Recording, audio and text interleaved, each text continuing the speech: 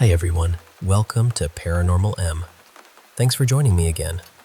If you enjoy tonight's stories, please give the video a like. And if you have a strange experience you can't explain, you can send it to me too. The first story tonight comes from Germany, from someone who says the strange activity in their apartment started with voices that sounded like people they knew. Over time, it became harder to ignore, especially when a dark figure began appearing in their room at night. Alright, let's begin, and I hope you all sleep well tonight.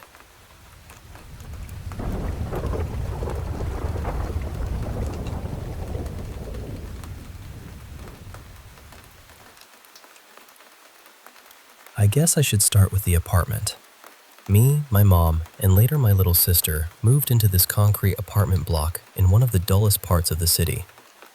Nothing charming, nothing dramatic, just gray buildings, thin walls, and the kind of quiet that feels more empty than peaceful. We moved there because it was affordable. It had 2 bedrooms, a tiny bathroom, a kitchen, a living room, and 2 balconies. Honestly, it was cozy enough.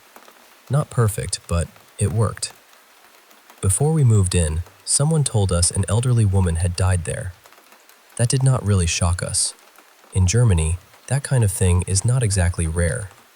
Even in our old place, someone had passed away before. For the first couple of years, nothing really happened. Then, in the summer of 2023, everything changed. It was around midday. I was standing by my bedroom door, about to go to the kitchen because my mom had bought snacks.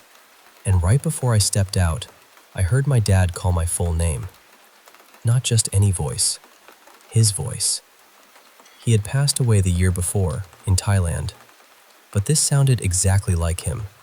The same gentle tone he used when I was younger, back when I would ask him random questions about the world, like why the earth spins and how gravity works.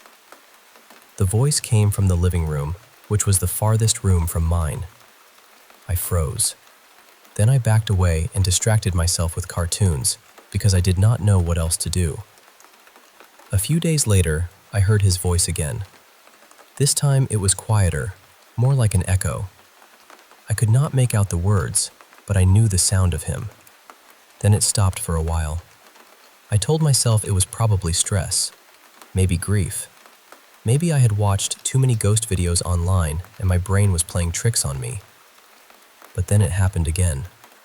Near the end of summer, I was in my mom's room, looking for something I had lost. My mom was out buying groceries, and my little sister was not home either. That was when I heard my mom's voice say my nickname. It sounded muffled, almost muddy, but it was her voice. I left the room immediately. I did not go back in there for the rest of the week. After that, something about the apartment felt different.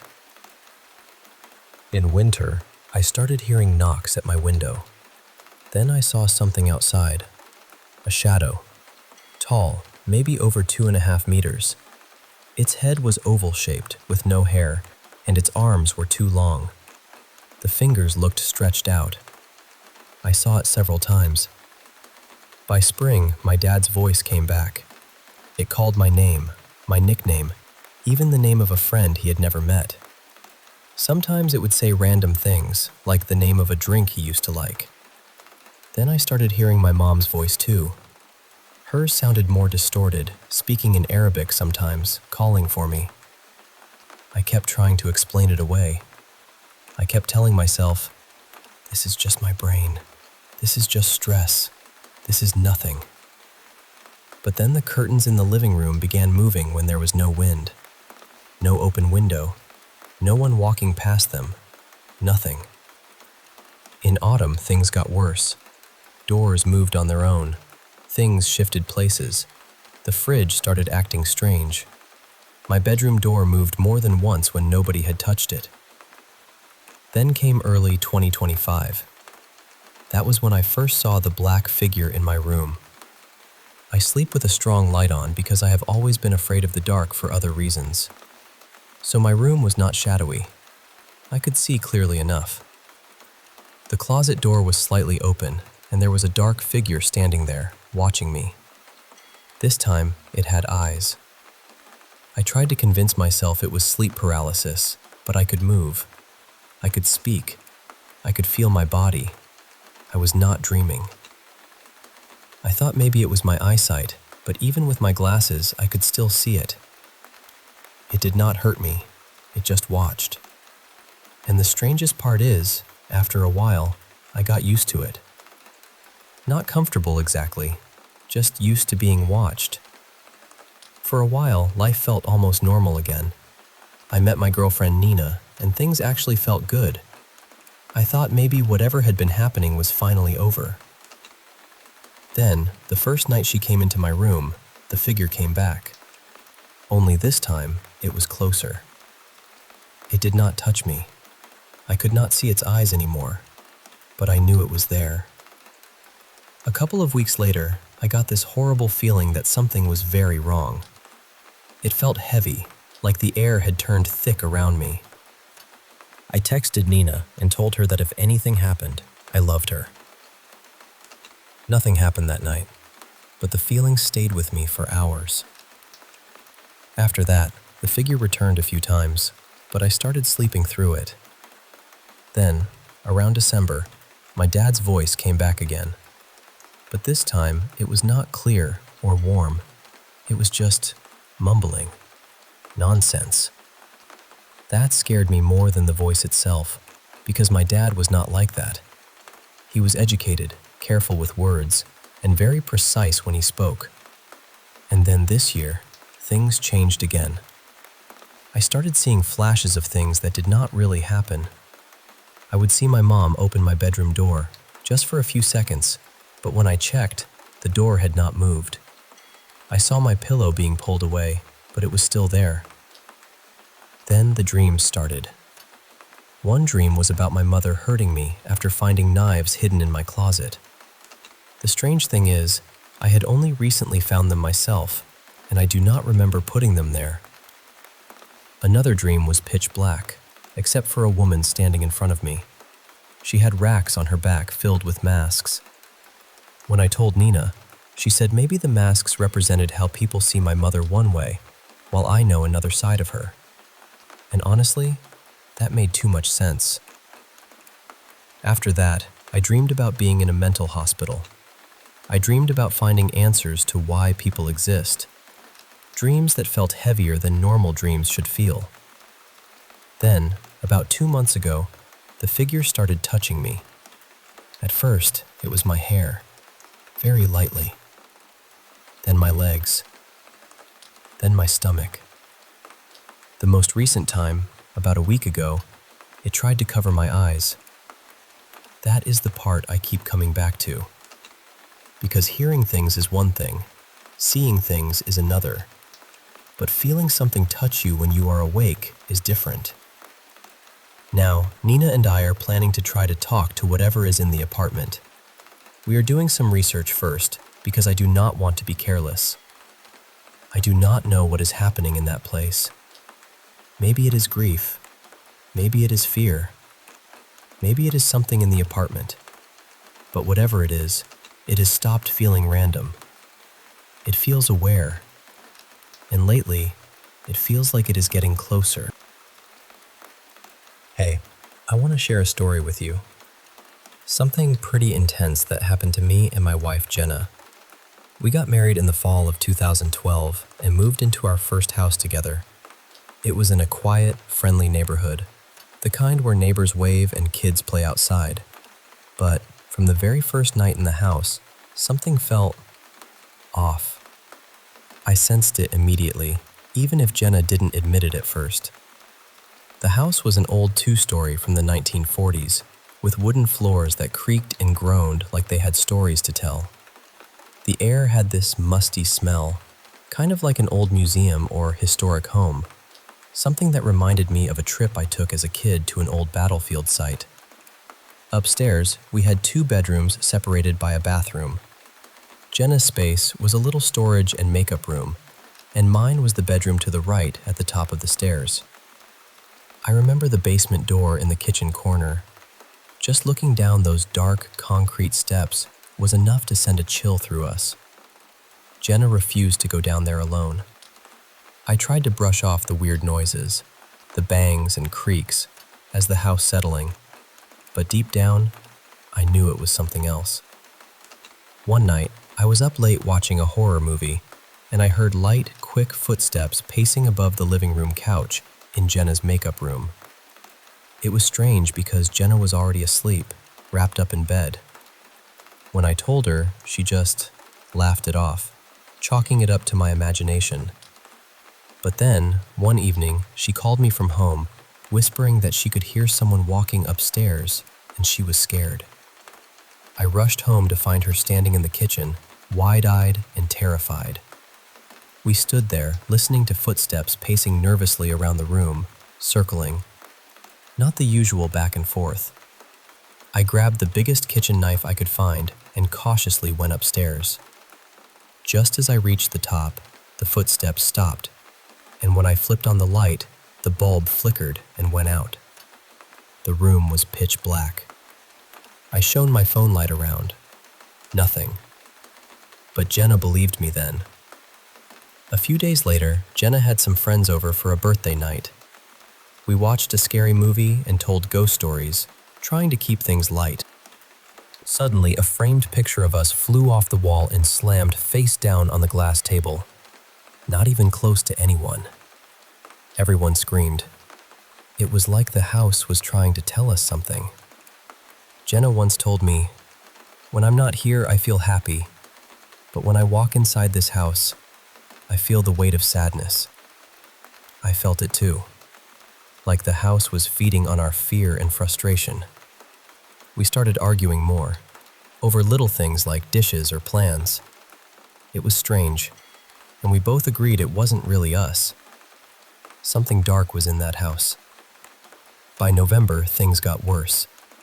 One night, I felt my heart racing uncontrollably, numbness creeping down my face and arm. Doctors later said it was panic attacks, but it only ever happened at home. Jenna was breaking down, scared for me. One night, while watching a movie downstairs, I went to get laundry in the basement. That hateful feeling was stronger than ever, and I smelled rotten eggs. Then, from a dark corner, I heard a voice repeat a chilling line from the film. "I rip and cut and mutilate the innocent." The voice was exactly like the movies, but there was no TV down there. I dropped everything and ran upstairs, slamming the door behind me. Jenna later told me she'd smelled the same awful stench and blamed our new puppy, Henry. But we both knew better. Winter was brutal, forcing us to stay inside more, and the house's eerie activity escalated. Knocks on walls, objects moving, and those footsteps pacing above. One night, Henry froze and growled as the stomping footsteps came down the stairs. I grabbed him and bolted outside into the snow, feeling a shadow cross the kitchen window. I yelled at the basement, trying to fight back the fear. Over the months, strange things kept happening. A plate flying off the wall, a hanging plant swinging with no wind, knocking on the bathroom door when Jenna wasn't even there. The knocks always came in threes, which I later learned could be a dark sign. We tried to stay positive, laughing and watching comedies, and as spring came, the activity eased.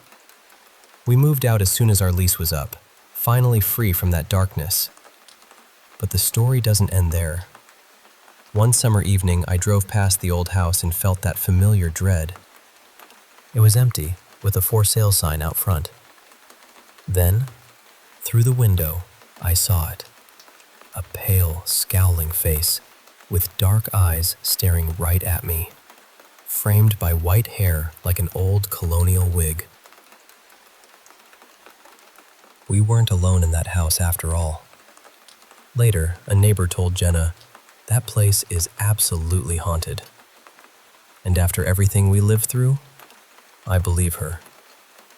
It was the hardest year of our lives, but we made it through together. And I'm sharing this so you know sometimes the things that go bump in the night are more than just stories.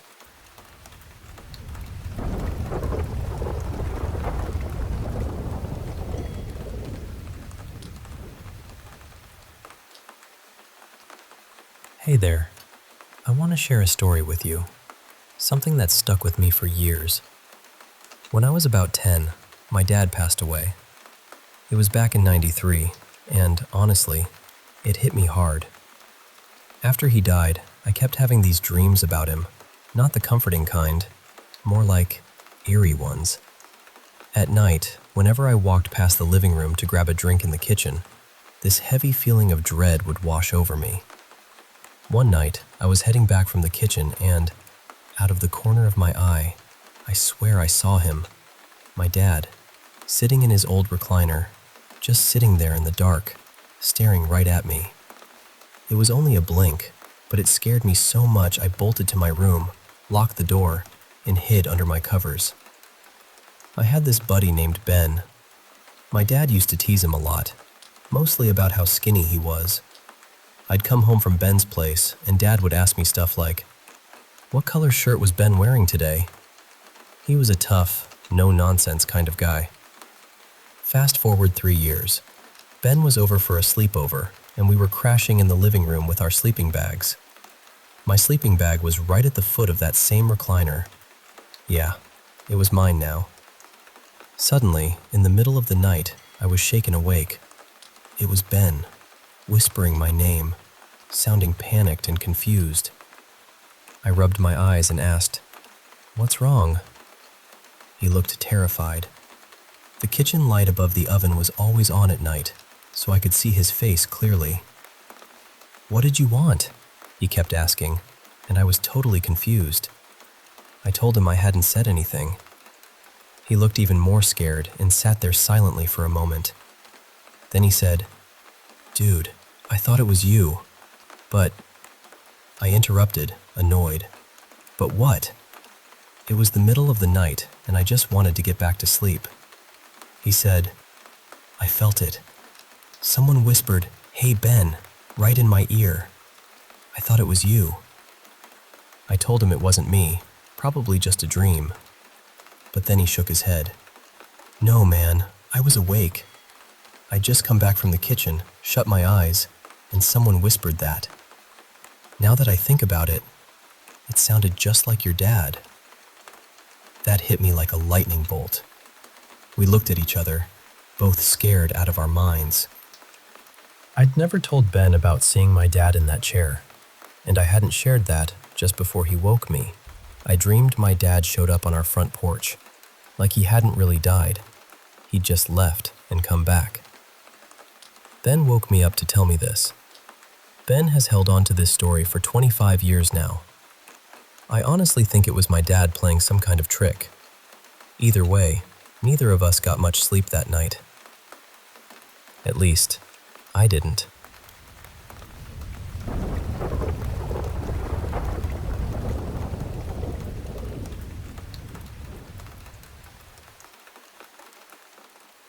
Hey there, I want to share a story from my younger days, something that still sends a chill down my spine whenever I think about it. When I was about 20, working overnight shifts as a supervisor at this little neighborhood pharmacy on Maple Street, everything was usually pretty slow and uneventful. But one cold fall night, something strange happened that I'll never forget. As I clocked in, I noticed this woman leaning against the counter talking to the cashier. She was dressed oddly, wearing this vintage velvet hat that looked like it belonged to a different century, maybe the 1920s or something. She seemed a bit jittery, asking the cashier about me like, "Who's that guy with the hood?" I was tired and brushed it off, thinking she was just a little out of it. Hours later, around 1 a.m., I spotted her again sitting by the pharmacy, despite it being closed, and she had these big dark glasses and a faded coat on. She was holding a couple of bags, and I just assumed she was waiting for a ride. But she'd been there for hours. The cashier confided that the woman was making her uneasy, constantly asking if I was some kind of undercover cop. I figured she was probably lonely or maybe a bit paranoid, so I decided to chat with her to put her at ease. At first, she shared wild stories about her past, married to an oil magnate, owning fancy homes along the coast, traveling to Europe every year. But as she talked, I noticed her worn-out boots, the wild, patchy red hair fading to gray, and her weathered face. Nothing screamed wealthy socialite. Then she started talking about her neighbors trying to harm her, spying, and even how they'd killed all her cats. She whispered about the CIA watching her through giant TVs and asked if the girls up front were FBI agents. It was a lot to take in. I was about to call her a cab when she suddenly vanished. I looked everywhere, the aisles, bathrooms, even locked offices, but no sign of her. The only place left was the basement storage. Her bags and purse were spread out near some boxes, but she was gone. Heart pounding, I slowly descended into the basement, calling out. Then, from the shadows behind some shelves, I saw her crouched down, holding something long and slim. She whispered, "Shh, no, he's with the police," and started crawling towards me on her hands and knees. I froze for a moment before backing away and rushing upstairs. I called the police, and when they arrived, they went down to confront her. What followed was chaos. She screamed and fought fiercely, slashing one officer who ended up bleeding badly. It took 2 officers and a taser to restrain her. Later, I learned she was a local woman struggling with paranoid schizophrenia, living in a halfway house, with no family to speak of. But what haunts me the most is the look she gave me when they cuffed her. A look so filled with rage and menace, and her words, "I would have killed you."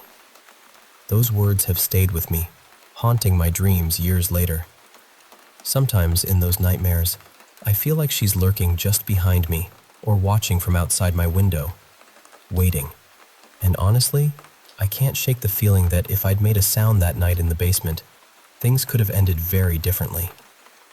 So yeah, that's my story. The night the quiet pharmacy turned into something out of a nightmare.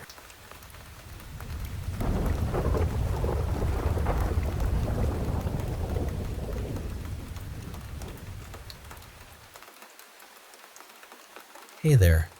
I want to share a story very close to my heart about my little sister Annie. She was taken from us when I was just 8 years old, a little over 2 decades ago.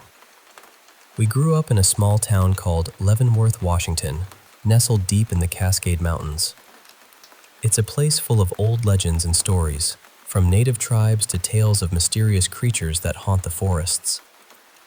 One legend talks about a strange beast with the head of a wolf, legs like a cougar, claws of a bear, and the eyes of an owl, appearing every couple of centuries enveloped in red fog. After that fog rolls in, children have been said to vanish, never to be found. Annie was 6 when she disappeared. Before then, we were inseparable. We'd often escape to Icicle Creek, a peaceful spot about a half-hour hike away, where we found a brief refuge from the chaos at home.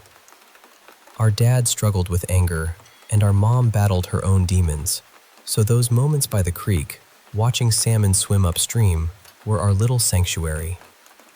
Annie would rest her head on my shoulder, and for a moment, the world was calm. School was tough for us both. We were scarred from abuse, hiding burns and marks under long sleeves, even in summer. The other kids called us names, like the Addams Family, and we stuck together because no one else did. Annie started running away before she disappeared. I'd wake up to find Dad dragging her from the woods, mud-covered and limp.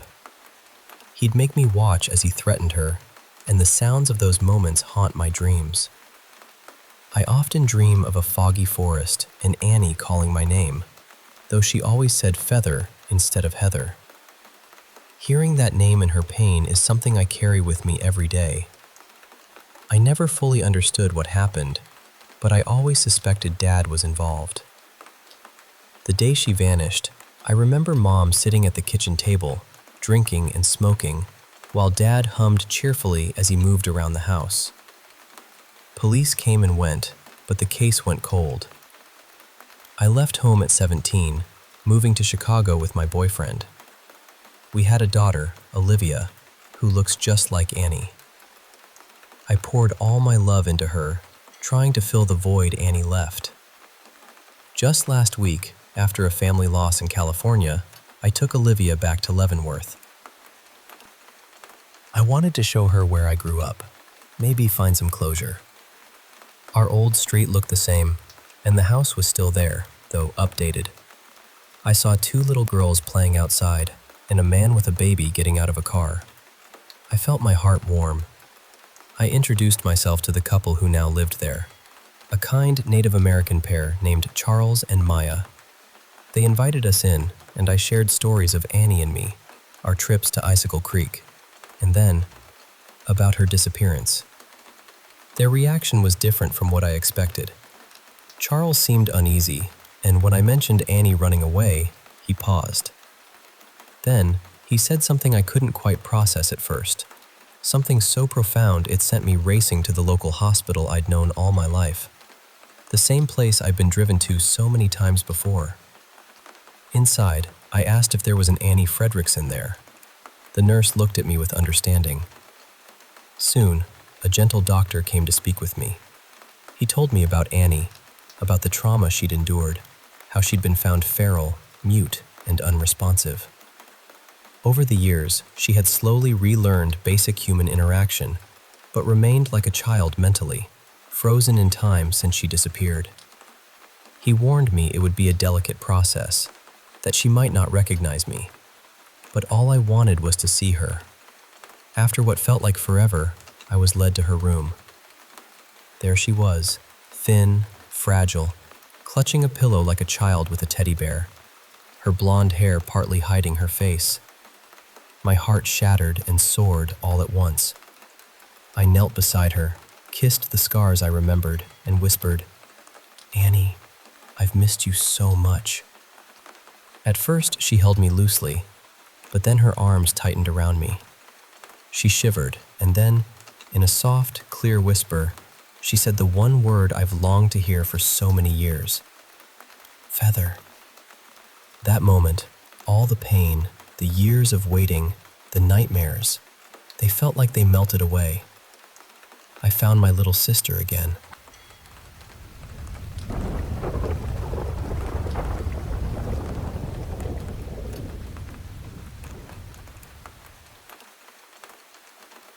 Hey, I want to share a story my buddy Jake told me a few years back, something that really stuck with me.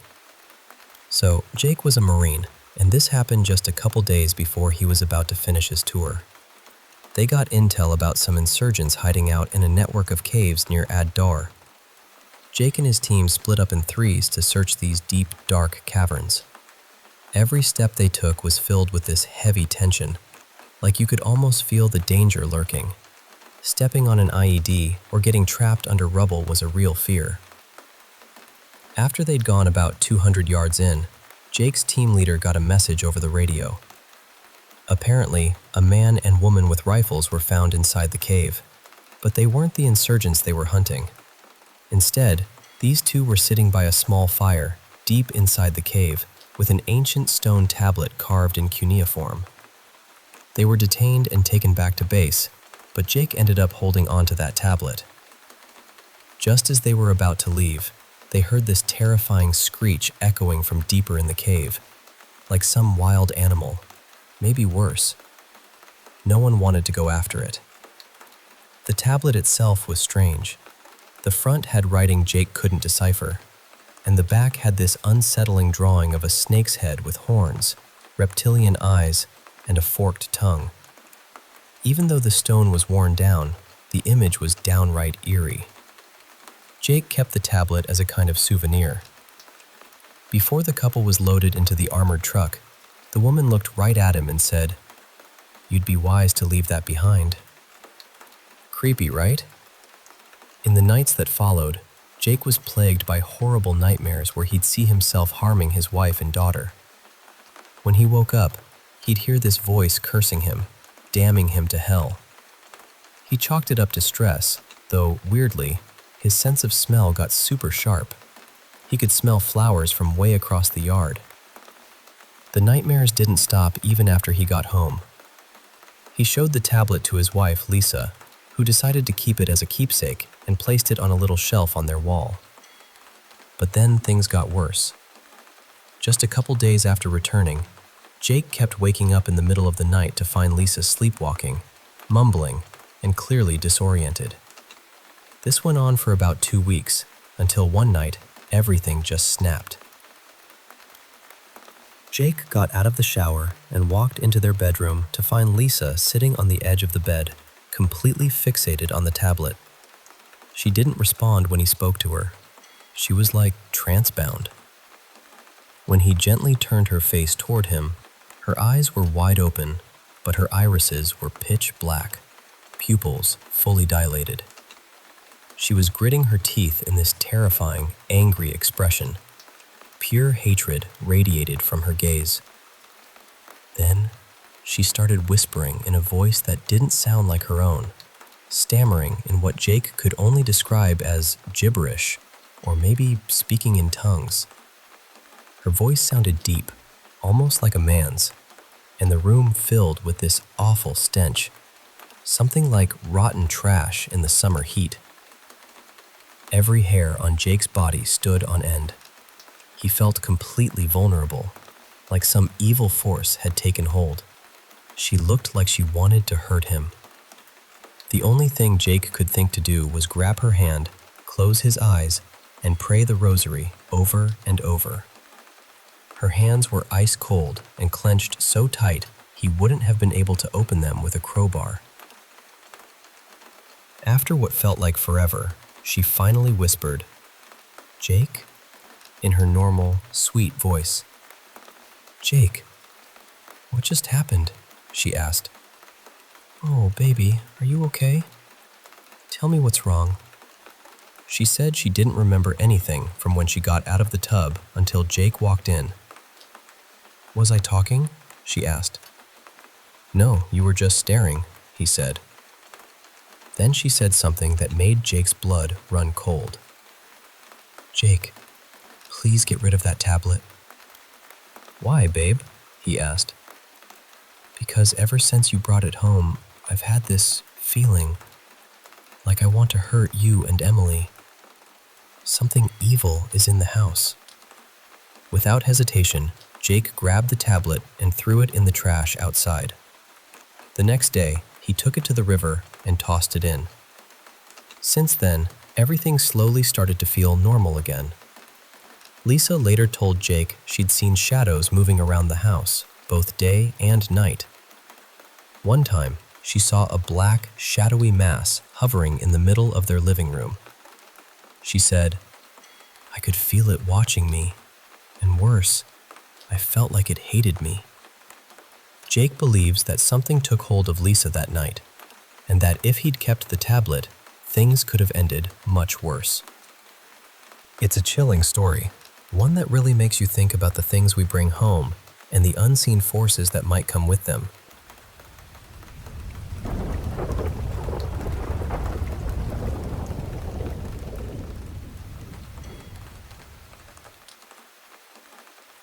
So I was living in this old converted factory building that had been turned into apartments. The place had that heavy, weird energy old industrial buildings get, you know? Like too much concrete, too many dark corners, and a whole lot of history nobody bothered to explain. The first strange thing started when I went downstairs to do laundry. There was a public laundromat in the building, but the easiest way for me to get there was by walking all the way to the opposite side. And right before the stairs that led down to the laundry room, there was this creepy stretch of hallway with a conference room, a gym, and this old showroom space where performances used to happen. Already unsettling. The lighting in that hallway was terrible, and as far as I knew, there weren't any cameras. Every time I walked down there, I had to pass the gym. It had 2 doors close together. One was blocked off, like nobody wanted anyone using it, and the other was usually cracked open. And every time I got a few feet past that closed door, I'd hear this tapping. Not loud, not frantic, just this steady little tap, tap, tap on the glass. But the weird part was, whenever I got right next to the door, it stopped. At first, I didn't take it seriously. I'd just kind of laugh and say, You know the other door is open, right? Like I was talking to some awkward person hiding in there. Then one day, the tapping just stopped completely. I didn't even realize how much I'd gotten used to it until things started happening inside my apartment. The first thing was small, but it bothered me. I left for the weekend, and I know I turned off my kitchen light before I left. I'm not saying I think I did. I mean, I absolutely did. But when I came back, the kitchen light was on. At first, I tried to be reasonable. Maybe my landlord had shown the apartment to somebody. Maybe maintenance came in. Maybe there was some explanation that didn't involve me standing there with my overnight bag, feeling like my apartment had been awake while I was gone. So I let it go. About a month later, I got ready for bed like normal. I left the bathroom, climbed into bed, and tried to relax. I lived in a studio, so my bed was right outside the bathroom door. The bathroom light was motion sensor controlled, and it had a timer. Before it shut off, it gave 3 little beeps as a warning. So I'm lying there, and I hear the 3 beeps. And for whatever reason, this awful thought pops into my head. It would be so creepy if the sensor went off again right now. Nothing happened that night, but the next night, the exact same thing happened. The 3 beeps went off, and then the sensor reactivated. Like something moved in there. I froze. I was fully tucked into bed, trying not to breathe too loud, mentally calling on every protective spirit I could think of. My grandma, old family members, Whitney Houston for some reason. Anybody with a little power on the other side, I was like, please clock in. But then nothing else happened. The next day, I checked the bathroom, hoping something had fallen or shifted and triggered the sensor. But everything was exactly where I left it. The following night, I avoided the bathroom completely after dark. I was not interested. I was not available. The bathroom and I were no longer on speaking terms. Then my heater started. It was right next to my bed, and out of nowhere it began making this violent banging sound. Just bam, bam, bam, bam, over and over. It sounded like somebody was hitting the inside of it with a hammer. And before anyone says it was an old radiator, it wasn't. This was a newer unit, not some ancient steam-powered monster throwing a tantrum. That was when I started searching online, because apparently that's what you do when your apartment begins acting haunted. The advice I found basically said to speak out loud and tell whatever it was that it wasn't welcome, and that I wasn't willing to engage with it anymore. So I did. I felt ridiculous standing there in my apartment, talking to the air like I was firing an invisible roommate. But I said it clearly. I told it this was my space, it was not welcome, and it needed to leave me alone. The next day, everything was calm again. After that, little things kept happening here and there. Random objects would be in places I didn't remember leaving them. Lights that had never flickered before would suddenly flicker. I'd hear odd noises sometimes, but I kept telling myself it was an old building. Old buildings groan. Pipes knock. Floors settle. That's what I wanted to believe anyway.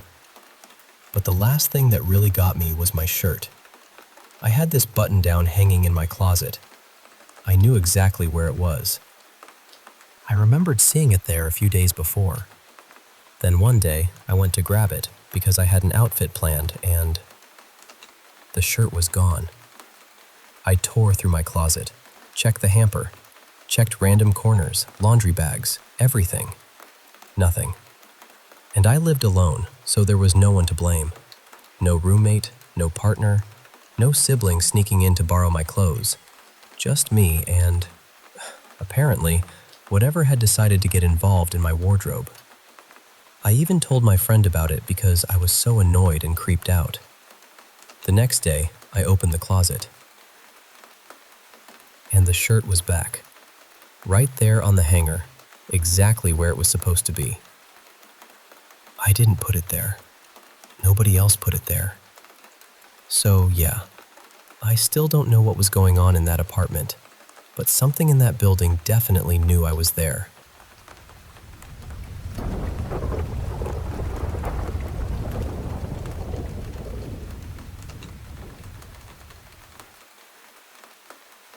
So this happened one night around midnight, and I still think about it more than I probably should. I was with my friend Adrian, and he had taken shrooms earlier that evening. I was completely sober, just keeping an eye on him and making sure he was okay. At some point, he said he wanted to go somewhere quiet, somewhere outside, where he could sit in nature and just talk. I knew this little wooded spot with a creek, a place I had been to plenty of times before, so I figured it would be fine. We drove out there, parked, and walked down toward the water.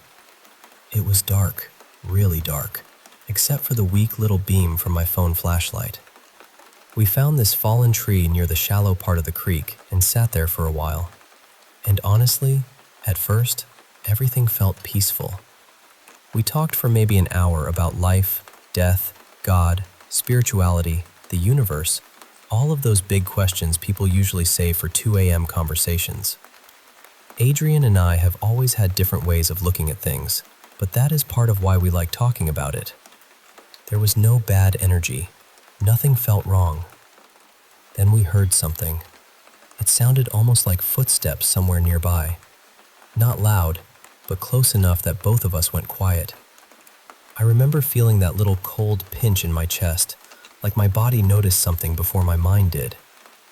I wanted to head back toward the car, but Adrian still wanted to walk and keep talking, so we started moving up the road a little. Eventually, we came to this small bridge that goes over the same creek we had been sitting beside. We were halfway across when we both stopped.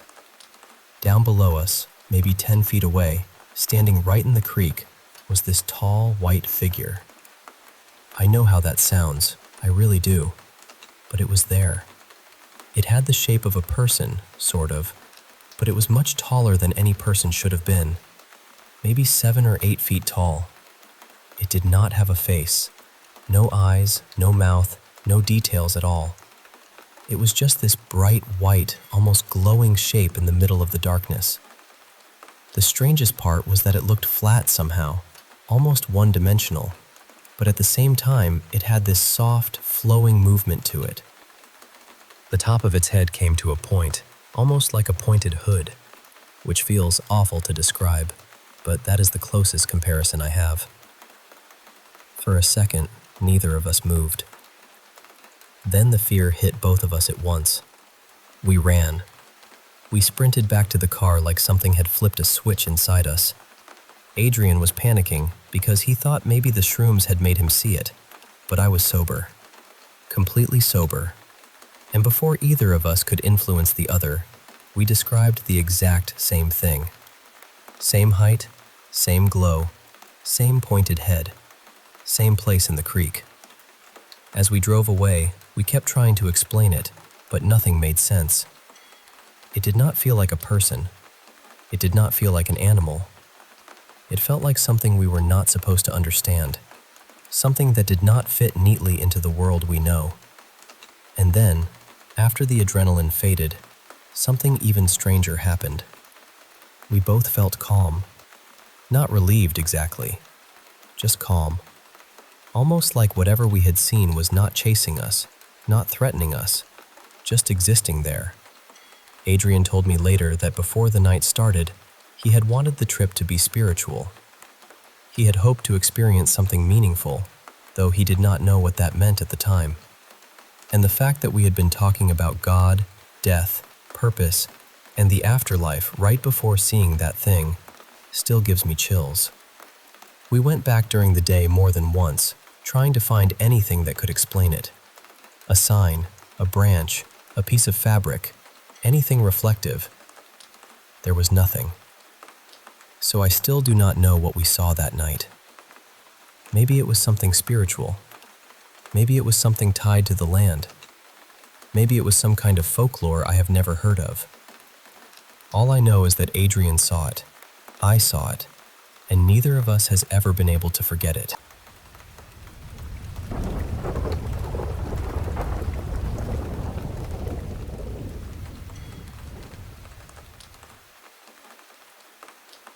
It was one of those really strange afternoons when my husband, Jake, came home from work with some bizarre news.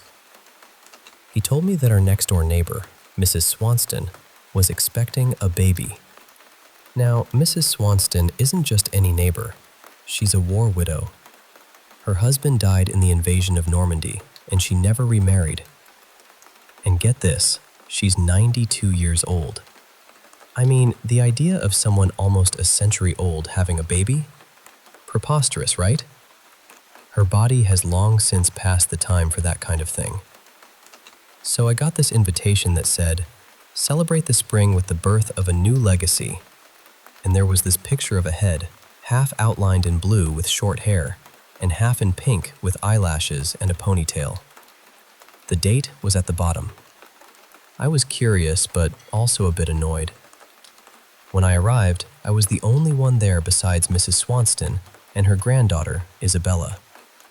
Isabella explained, "Most of Grandma's friends and siblings have passed, and my parents don't really get along with her." I tried to sound polite. "Thank you for the invite," though I was feeling pretty uneasy. Then she asked if I wanted to see the sonogram. I hesitated but said yes. I kept texting Jake, "Where are you? You're late." But no reply. Isabella showed me the black and white image of a perfectly healthy fetus. "Where is your grandma?" I asked. She said, "Oh, she's just getting ready. She wants to look her best for this proud day." I tried to play it cool. Then Isabella asked, with this little sparkle in her eye, "Has your husband been coming home late from work lately?" I was caught off guard. "He has, but how would she know?" "Actually, yes," I said cautiously. "And why do you think you two haven't had children yet?" she pressed. I was stunned. My heart started pounding, and I felt sweat on my forehead. I tried to joke. "Well, jealousy is a sin, right? Especially when it comes to your neighbor's granddaughter. We're a pretty pious family, I'm sure you understand." Just then, I heard slow footsteps coming down the stairs, and my anxiety spiked. "You mean your grandmother?" I asked. Isabella smiled warmly and said, "Oh, sweetie, you're so mistaken. This is my gender reveal party. Do you really think Grandma could have a baby at 92? My breath caught, my mind racing. "What are you telling me?" She leaned in and said, "We've taken care of everything. Not just your divorce, but the life insurance too. And here she is. Over here, Grandma." My hands trembled as Mrs. Swanston appeared, stepping into the room in her orthopedic shoes. Then she turned to me, and I nearly fainted. Her eyes were behind the mask of my husband's carved-off face, the same face spread across hers, with a gray bun sticking out the back. In that moment, Isabella gently placed her hand over mine and whispered, "It's a boy."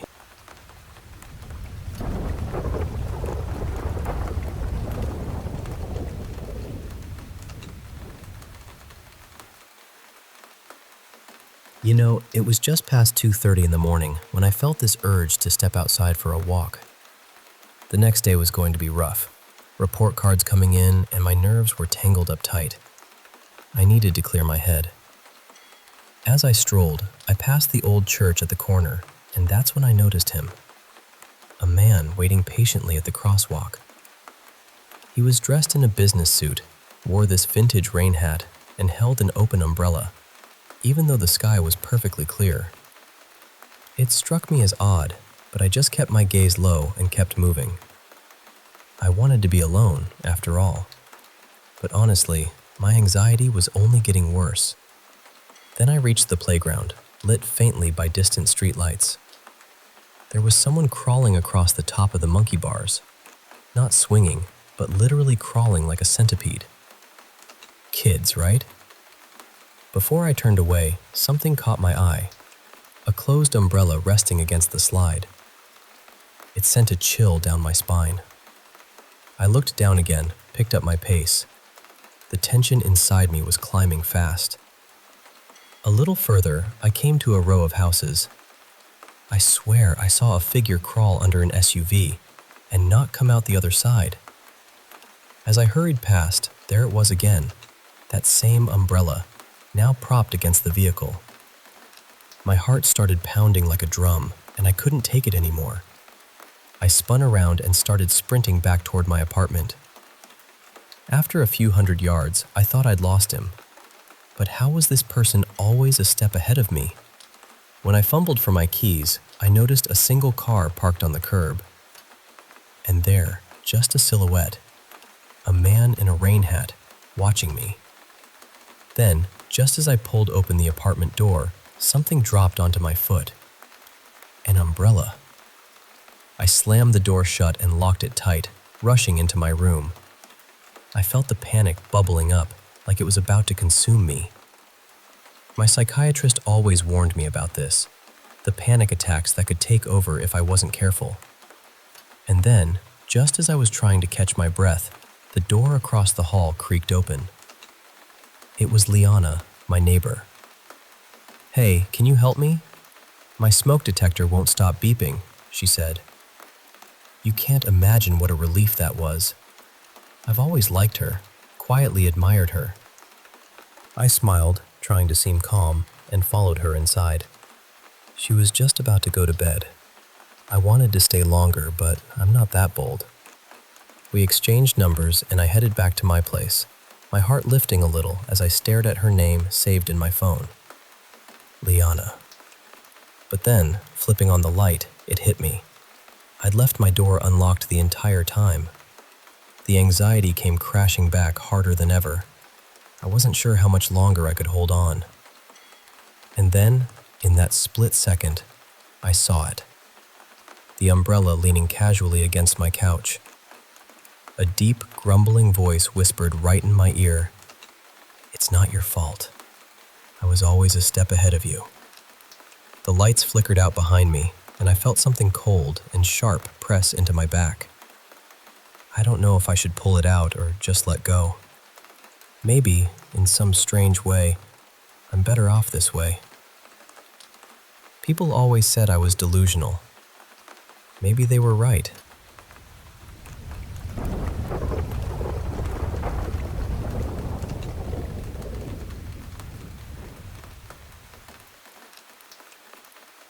Does anyone have any idea what this could have been? Because honestly, I still don't know what I saw that night. For a little context, I live near this desert mountain range, and I've been walking those trails for years. I usually go at night because during the day it gets brutally hot, almost unsafe if you're out there too long. So I know the sounds out there pretty well.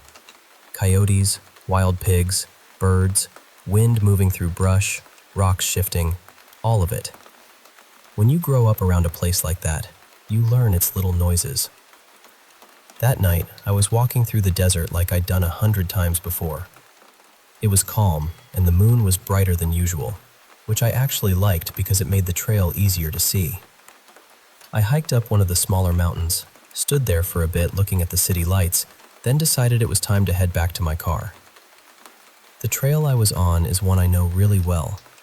It curves through the mountains and opens up into these wide clearings here and there. There are patches of desert plants, little bushes, cactus, open dirt. I've never understood why that trail has so many clear spots, because hardly anyone hikes out there, but they're there. I got to one of those clearings and suddenly I had that feeling. Like I was being watched. Now, I know that sounds dramatic, but I'm used to that feeling out there. It's nighttime, you're alone in the desert. Of course your brain starts whispering strange little warnings. Still, this felt heavier than usual. I reached for my knife and immediately remembered I'd left it behind. So I picked up a rock, which, looking back, is almost funny. What was I going to do? Challenge the desert to a duel? But in that moment, it felt better than having nothing. I kept walking, and then I heard this humming. At first, I thought it was a car somewhere nearby, or maybe a plane passing overhead. There's a road not too far from that area, so it wasn't impossible. But then the sound changed. Or maybe I just finally understood what I was hearing. It wasn't mechanical. It was a voice. You know that little break in someone's voice when they're humming, where it almost turns into singing for a second? That's what it was. Soft, slow, almost like the kind of tune someone might hum to calm a child. I couldn't tell you the melody, and I honestly don't want to try. I just remember how wrong it felt out there. I stopped and looked around. Behind me, near the path I had just come from, I saw what I thought was a tall, thin cactus sticking up from some bushes, but something about it looked off. I stared at it for a few seconds, trying to convince myself it had been there earlier, and I just hadn't noticed. It was dark after all. It was the desert. Missing a cactus wouldn't be weird. Then it moved. It stepped onto the trail. That was when I realized it wasn't a cactus at all. It was tall, too tall, thin in this stretched out way, pale, and it was walking down the same path I had just come from, still humming that same soft tune. I didn't stay to figure it out. I know people always say you shouldn't run in situations like that, but I'm sorry. I was not going to stand there and wait for some 7-foot woman humming in the middle of the desert to get closer to me. I ran. I ran with that stupid rock still in my hand. When I reached one of the bigger clearings, I looked back for half a second, and I swear she was standing there, watching me. Not chasing, not rushing, just standing there. That somehow made it worse. I kept going until I reached the parking lot. There was someone sitting in a car, and I'm sure I looked completely insane, coming out of the darkness, clutching a rock, almost tripping over myself trying to get to my car. I got in and drove out of there as fast as I could. And right before I reached the main road, I looked toward the edge of the desert one last time. I swear I saw that same pale woman standing there, staring at me as I left. So yeah, I don't know what that was. I've had strange experiences out there before, but nothing like this. And please don't ask for pictures or recordings, because in that moment, I was not thinking about proof. I was thinking about getting out of there alive.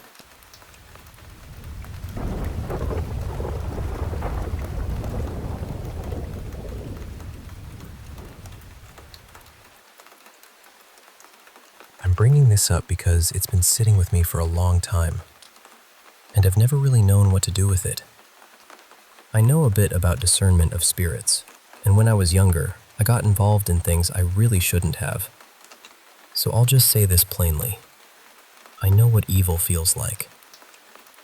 I don't mean being spooked or letting my imagination run wild. I mean that heavy, wrong feeling that settles on you before your mind has even caught up. And I'm not someone who scares easily. I've worked security. I've walked alone through old, empty buildings at night, through deep woods people claimed were haunted, and I was fine. I don't even believe in ghosts.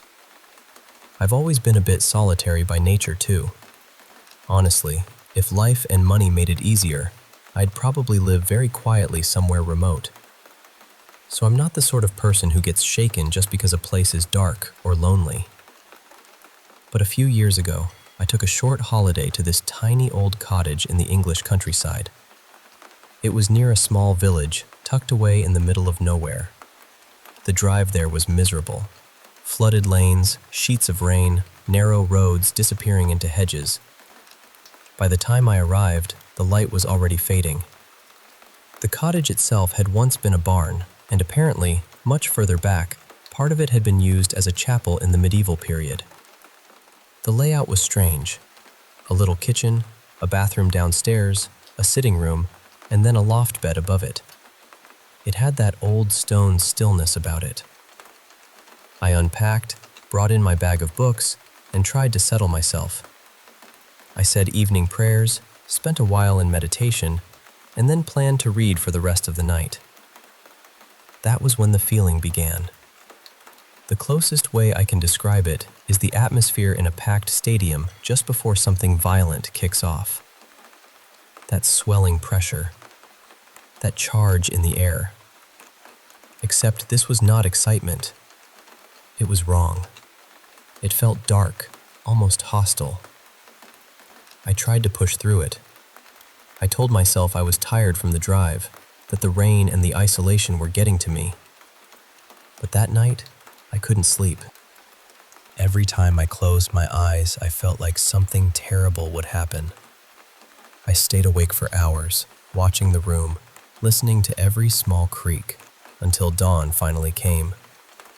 Only then did I manage to sleep a little. The next day, I tried to shake it off. I went for a walk into the village, thinking some normality would help. It was about 1.5 miles away.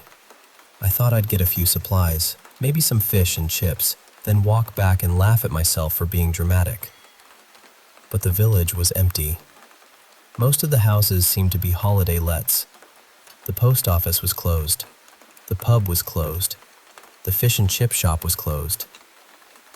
There was no one around, no ordinary hum of life, just quiet streets and shuttered windows. It didn't feel peaceful. It felt abandoned in a way that got under my skin. I walked back to the cottage with nothing, still unsettled. That presence was still there when I returned. I tried to make the best of it. I watched a couple of DVDs on a small portable player since there was no Wi-Fi, no phone signal, and no television. I kept to my usual prayers throughout the day.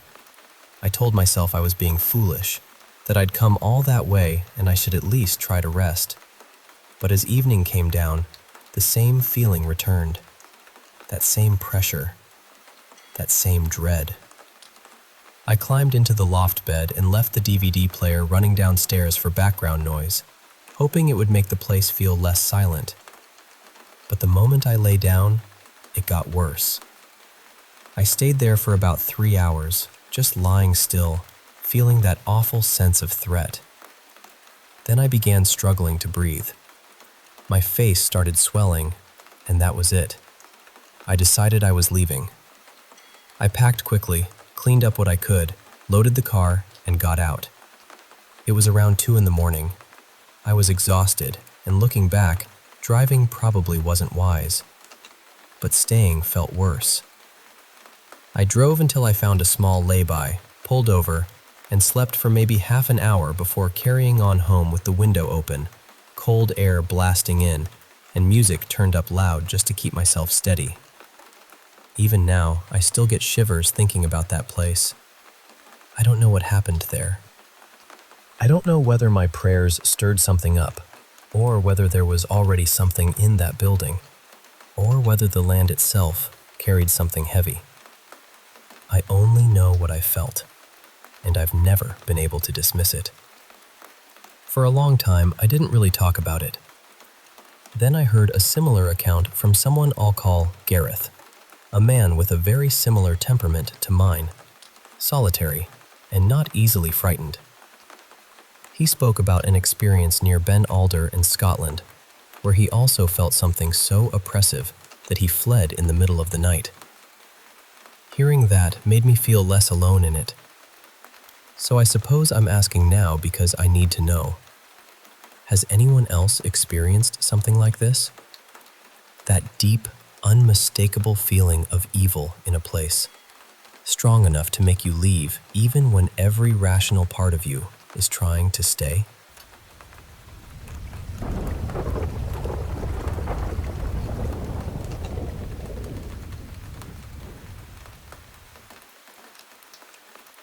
You know, my wife and I decided to take a trip to New Zealand, and we picked this spot near Lake Taupo to camp for a night.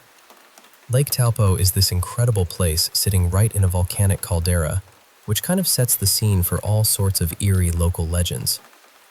One of the tour guides warned us about this entity called Natoroa, a name so tricky I still can't say it right after all these years. He told us it was some kind of demon that roams the cliffs at night. He gave us a compass with a mischievous smile, as if to say, "Good luck."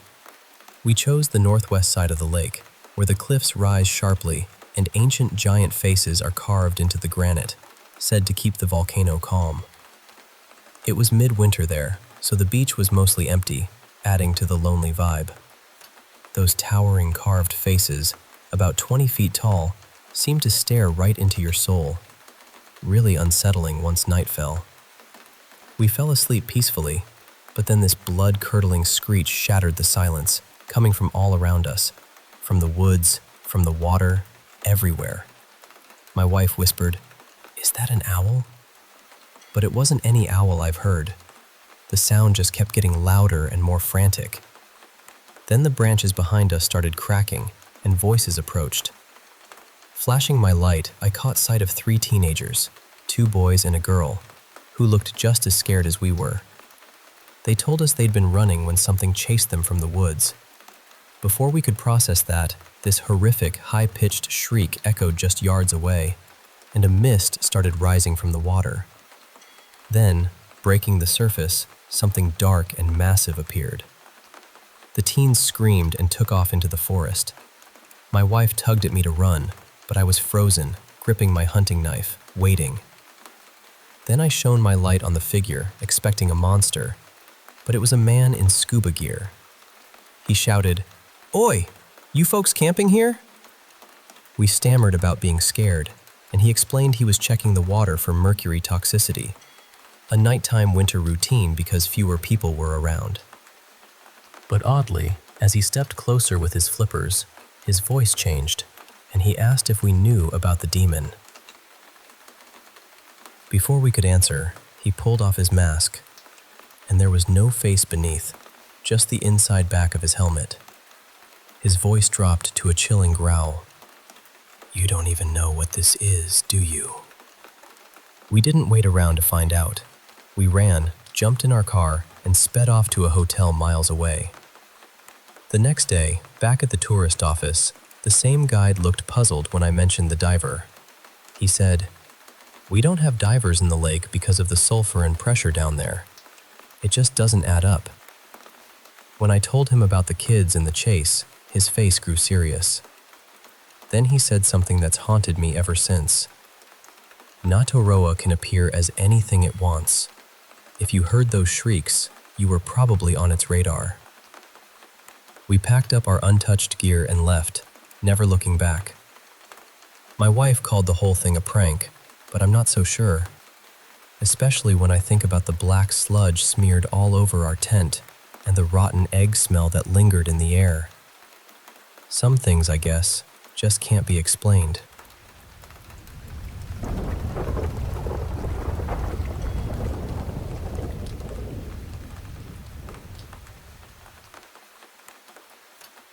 I realized something really strange, and honestly, I still don't know what to do with it. Back in May of 2019, I'm almost certain it was Sunday, May 26th. I left the house to clear my head between study sessions. Exams were getting close, and I needed a break. Just a simple walk around the neighborhood. Before I went out, I checked the weather. I remember seeing 31 degrees in the shade. That number stayed with me because the heat felt heavy, almost pressing down on everything. I remember thinking, if it's already this hot in May, summer is going to be brutal. And the thing is, I've always been someone who remembers details, dates, temperatures, little moments, the atmosphere of a day. I remember where I was walking. I remember the way the air felt. I could tell you what school year I was in, roughly what was going on in my life, even the mood I was in. There's no part of me that feels like this is a vague memory. I lived that day.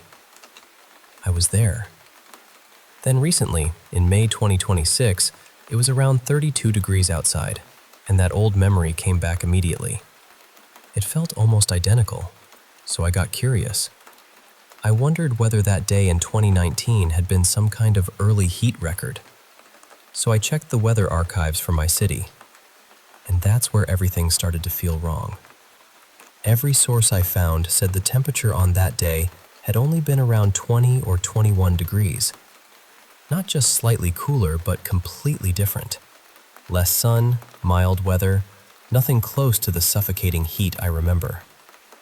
At first I thought, Okay, maybe the weather app was wrong that day. But even then, my body wouldn't have confused a mild spring day with a heat wave. You don't mistake 20 degrees for 31. That's not a small error. That's a different day entirely. I kept digging.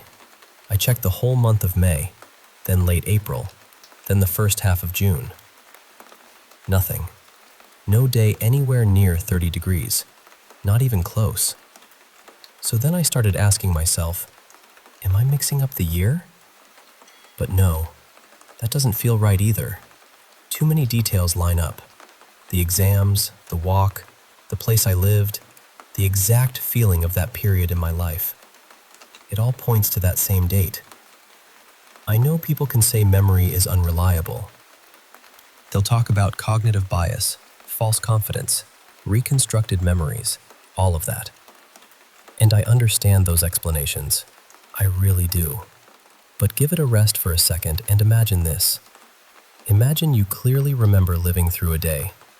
You remember what you did, how it felt, what was happening around you. Then years later, you check the records, and the world basically tells you, no, that day didn't happen like that. That is such a strange feeling. It's not just confusing. It makes reality feel a little thin around the edges. I even started searching with AI, trying to find some possible explanation. One idea was that maybe the weather archives had some kind of widespread error.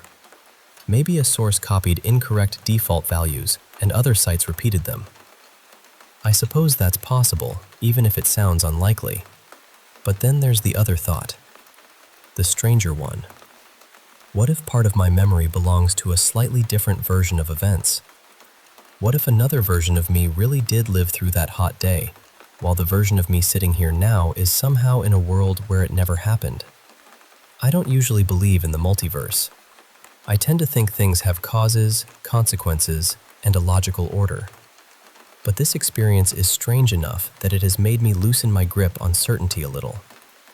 I've always had some interest in paranormal stories and so-called reality glitches. I know plenty of people dismiss them. They say people exaggerate, or make things up, or misunderstand what happened. And sure, sometimes that's true. But I also think some people genuinely experience things that don't fit neatly anywhere. Things that feel incoherent, almost out of place, like a loose thread in the fabric of ordinary life. And when you try to explain it, people often don't trust you. They assume you're confused, dramatic, or looking for attention. But I'm not trying to impress anyone with this. I'm not claiming I have proof of anything. I'm just trying to understand why I remember something so clearly when the records say it shouldn't be true. Maybe there's a simple explanation. Maybe my mind stitched together pieces from different days and turned them into one memory. Maybe there was some local weather anomaly that never made it into the data. Maybe the archives are wrong. Or maybe, just maybe, memory is stranger than we think. Maybe we sometimes carry echoes from paths we didn't take. Maybe some part of us remembers a version of life that branched away somewhere. I'm not saying I believe that. I'm only thinking out loud. And if worlds do shift, when would that even happen? With major decisions? With tiny choices? Every second? Every breath? It's impossible to know. In the end, I don't think this mystery can really be solved. Maybe the healthiest thing is to keep living, love the people close to us, enjoy the present, move forward with our plans, and not let these questions swallow us whole. Still, I can't deny that the feeling stayed with me. That sense that reality flickered for a moment. That somewhere, somehow, another version of me may still remember that impossible hot day in May. Anyway, I won't stretch this out forever. I just wanted to share it and see whether anyone else has ever felt something similar. Take care of yourselves.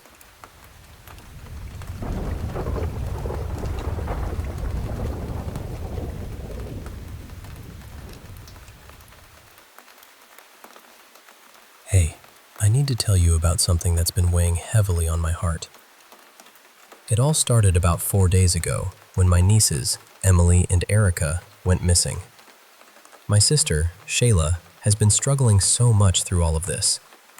She's really fragile right now. She's in the ICU at the hospital after my brother-in-law found her in the bathtub with her wrists slit. It's been a nightmare for all of us, especially for him, trying to support her while everything falls apart.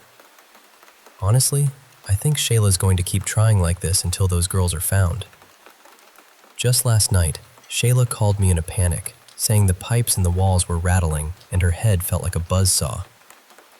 Less than an hour later, her husband found her barely conscious again. It's been heartbreaking. Emily and Erica, the twins, were last seen walking home from school, taking the trail through the woods like they always do. Our community has been incredible, neighbors taking shifts searching, holding on to hope, but every day, it feels like that hope is slipping away. The first couple of nights, helicopters were constantly overhead, a haunting reminder of what's at stake. Then, something strange happened. Around 2:15 in the morning on the second night, 2 girls were found wandering the woods, hand in hand. They looked almost like Emily and Erica, but something was off. Their noses were different, and when police asked their names, one said, Ariana and Ariana. One of the girls had her mouth sewn shut with twine, dried blood staining her chin and neck. The other was frantic, screaming, "Don't touch her! You can't let her talk! She'll let it out!" We went with my brother-in-law to the station to identify them. The detective asked, "Are these your daughters?" And my brother-in-law just shook his head, confused, saying, "No, they weren't wearing white dresses, and they had coats on. It's cold out. Plus, their hair isn't that dark." What made it even harder to believe was that Emily and Erica are so chatty, always full of stories. It didn't make sense that one would have her mouth sewn shut, and then act almost joyful about it, as police described. The officers who first found the girls said they felt an intense unease as they approached. The girls have been in custody for 2 days now. Doctors managed to remove the twine, and the girl with the stitched mouth has been asleep since. I visited Shayla in the psych ward today. She was sedated, barely able to speak, but she muttered, "They found them. You should go talk to the girls." She kept rubbing the scars on her wrists and repeated, "The pipes are rattling, and my head is a buzzsaw." Then this afternoon, my brother-in-law called me, asking me to come over urgently but wouldn't say why. When I got there, I saw a car I didn't recognize in the driveway. Inside, my brother-in-law, Shayla, and both Emily and Erica were sitting on the couch. Erica had stitches along her lips, and Emily was holding her, both crying. Just then, a woman and a police officer came in. The woman said, "Okay, Erica, he's here.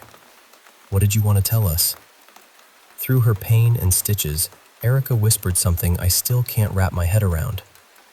That Uncle Greg caught them walking home, took them to an old cabin in the woods, and sewed her mouth shut. Then Emily said, "He tied me up and made me watch, then left." I was shaking, overwhelmed. My heart was pounding, and then the officer said, "Greg Reed, you're under arrest. You have the right to remain silent." And suddenly, the other girl screamed, "I told you she'd let it out! I told you!" I'm still trying to process all of this. It's like the woods whispered a terrible secret, and now it's out in the open. I just hope the girls can start healing, and that Shayla can find peace again.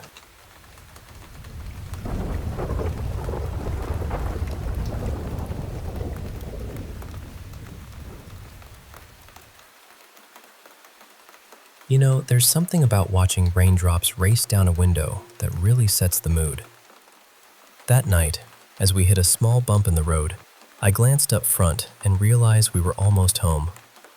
My dad, always steady, was focused on navigating us safely through this fierce storm.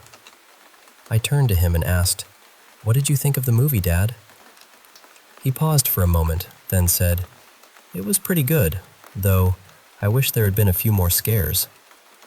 I agreed, adding, "Yeah, and that ending? Totally predictable. I mean, who didn't see it coming?" We kept chatting about the horror flick as we pulled into the driveway. Finally, we were home. Dad took the keys and switched off the car. The only sound now was the rain drumming on the SUV's roof. Before stepping out, I pulled my hood up to stay dry, then made a quick dash inside. As I hurried through the rain, I noticed the kitchen light was on. Mom must be cooking. Dad opened the front door and went in, and I followed right behind, closing the door softly. I heard Mom doing dishes, and Dad looked at me saying, "Son, I'm going to change into something dry. You should too, and maybe check if your mom needs a hand."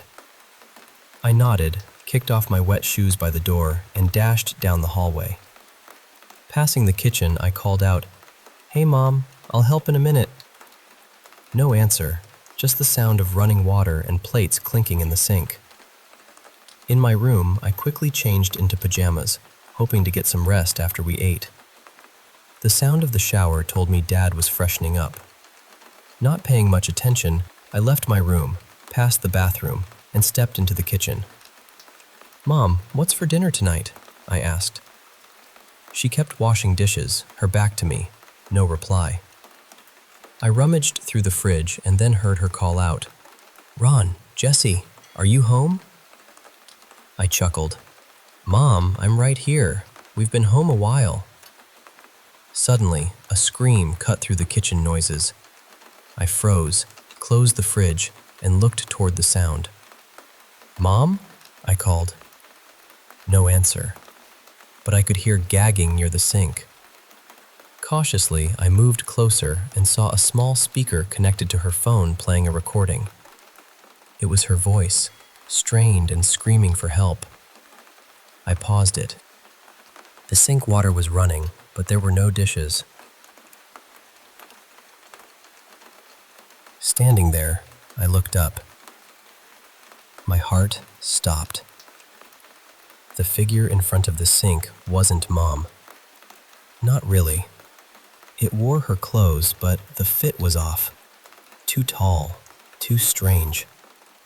Its face was covered with what looked like my mom's skin, but blood dripped down onto the sink.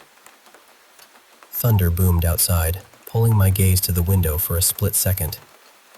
When I looked back, the figure's head turned slowly toward me. Those black holes where eyes should be, a twisted smile beneath the skin mask. I was frozen, every detail etched in my mind. Questions flooded me. Why here? Why Mom? Where is she? And Dad? "Jesse!" Dad's voice called from the hallway. Relief rushed through me as I ran toward him, only to find him on the floor, bleeding, crawling toward me. He tried to speak, struggling. "Run, Jesse!" I stepped back but bumped into something. Turning around, it was that thing looming over me, hiding behind Mom's face. Panic rose, but I turned back to Dad, ready to help. "No, stay back," he warned, still crawling. Suddenly, I saw movement in the bathroom. Another figure, dressed all in black, faceless, sitting on the floor, waving at me. Overwhelmed, I blacked out. When I came to, I was in my room, tucked under the covers. "Mom! Dad!" I called, hoping for an answer. The door creaked open, and in the dim light, I saw Dad's silhouette. "Son, are you okay?" he asked, coming closer. "Yeah, I'm fine. Just a bad dream, I guess. That movie was scarier than I thought," I said. He looked puzzled. "What movie?" I sat up, clicked on my lamp, and began, "You forgot already? The scary movie about..." And then, my eyes caught the faint shadow of that same figure lurking behind Dad's face.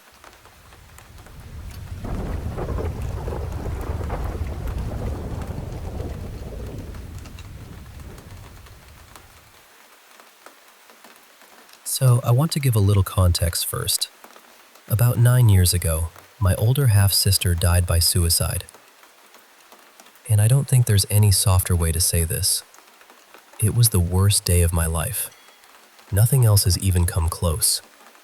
After that, everything in my family started to unravel. My parents' marriage had already been strained, but losing her felt like the crack that split the whole thing open. My mom left my dad the following year, and during the divorce, I learned things I hadn't fully understood before. I found out how cruel and abusive my dad had been to her. And then, looking back, I realized he had been that way with all of us too, including me. I think that kind of upbringing changes how your brain reads the world. At least, it did for me. I became deeply suspicious of people. I have a hard time believing kindness is just kindness. A compliment can feel like a trap. A quiet moment can feel like rejection. My mind is always searching for the hidden blade under someone's words. And that brings me to something that happened recently. There's a woman I work with. For a while, I had a crush on her, though that feeling has mostly faded now. But while we were talking more, this thought started creeping in. What if she secretly disliked me? What if she was just pretending to be friendly? What if every small comment had some passive-aggressive meaning underneath it? Once that idea got into my head, I couldn't stop feeding it. I replayed everything she said, every look, every pause, every tiny shift in tone. I kept turning it over and over, trying to find proof that she hated me. And the thing is, I do this with almost everyone. Even when someone is kind. Especially when someone is kind. It's not healthy, but it's one of the only ways I've ever known how to feel safe. Yesterday, I convinced myself that my suspicion was true. I decided that the next time I saw her, I wasn't going to speak to her. I wasn't even going to acknowledge her. If she smiled at me, I was ready to look coldly back. I wanted to make it clear that I didn't trust her, that I didn't see her as a friend, that I wanted nothing from her. And all of that was based on my fear taking a few tiny details and building a whole story out of them. We didn't end up interacting that day, but I had already made up my mind. The next time I saw her, I was going to treat her like she had done something wrong. Then my shift ended. I was hungry, so I grabbed a couple of snacks before leaving. I walked out through the outdoor seating area, and just as I stepped outside, I heard music playing over the speakers. It was I Lived by OneRepublic. And that stopped me completely. That song means something to me because my sister had incredible taste in music. She always knew the good songs before everyone else did. On long car rides, her playlist was the one we listened to. She was the one who got me into bands like Coldplay and OneRepublic. Music was one of the ways she made life feel bigger. I hadn't heard that song in years. I'm not sure I had even thought about it since she died. But there it was, playing at that exact moment. I sat down and just listened. And as the lyrics kept going, something in me cracked open. I suddenly saw what I had been doing. I saw how far my fear had taken me. I saw that I was about to punish someone who might not have done anything to me at all. I had let pain turn into suspicion, and suspicion turn into anger. And I felt ashamed. Not in a crushing way, but in a waking up way. It felt strange, almost impossible to explain. For a moment, it felt like my big sister was speaking to me through that song. Like she was doing what she used to do when she was alive, looking out for me. Only this time, she wasn't protecting me from someone else. She was protecting me from myself. Maybe it was just a coincidence. I know that's possible. But it was so specific, so perfectly timed. That song, after all those years, right when I was about to become someone I don't want to be, and so close to the anniversary of her death, too. I don't know what the odds are, but they feel small. It was strange. Really strange. But also comforting. Because after everything, it's nice to believe that some part of my big sister is still with me. still nudging me back toward the person I'm trying to become, still keeping an eye on me, even now.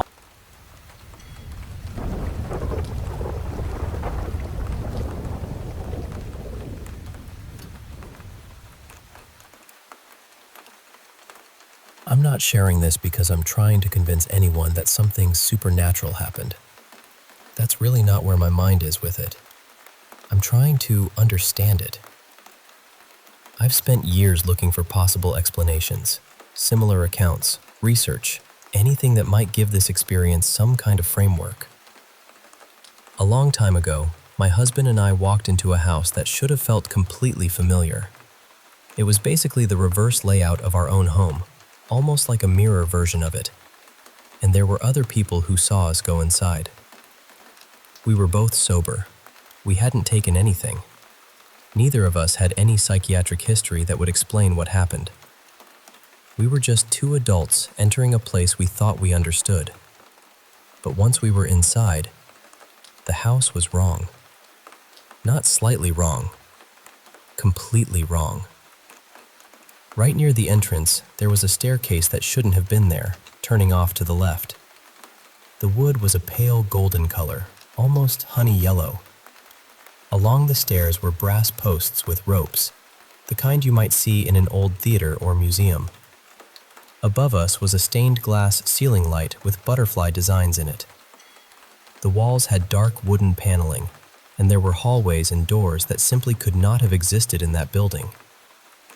There were even extra staircases, and there were people inside. That's the part that still catches in my throat a little when I say it. It wasn't empty.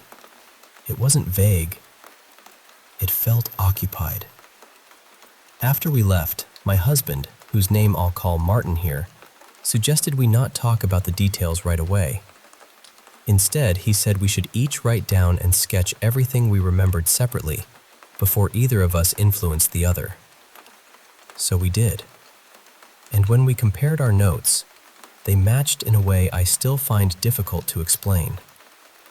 We both described the same staircase placement, the same rope barriers, the same stained glass lamp, the same pale wood and dark wall panels, the same hallways, the same doors, the same general positions of the people inside. Even little architectural details lined up. The only real difference was that we remembered the butterfly colors in the lamp differently.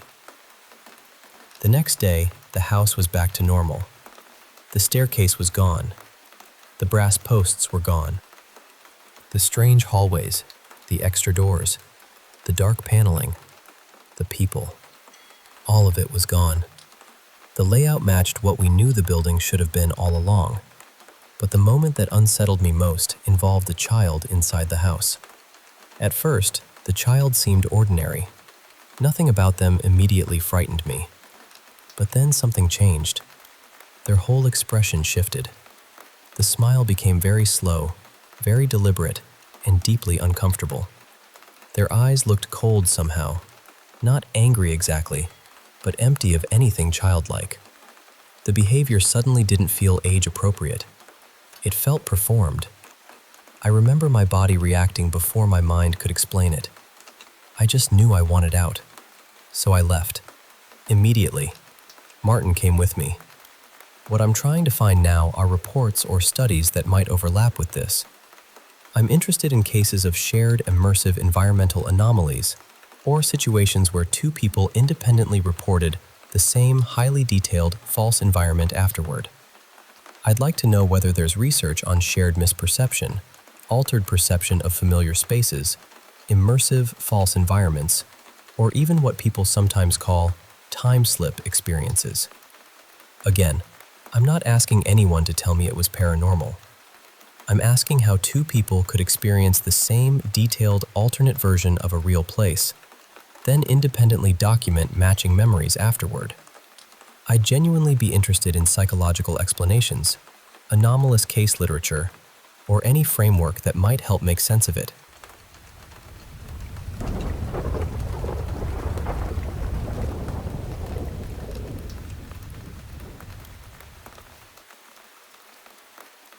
You know, school halls are usually this buzzing place, right? The bell rings and suddenly the corridors are alive with laughter, chatter, lockers clanging open and shut. But I tend to drift through quietly, kind of on the sidelines. One morning, my buddy Benny, yeah, we only really catch up before class. He walks up to me and asks, "Hey Leo, you good?"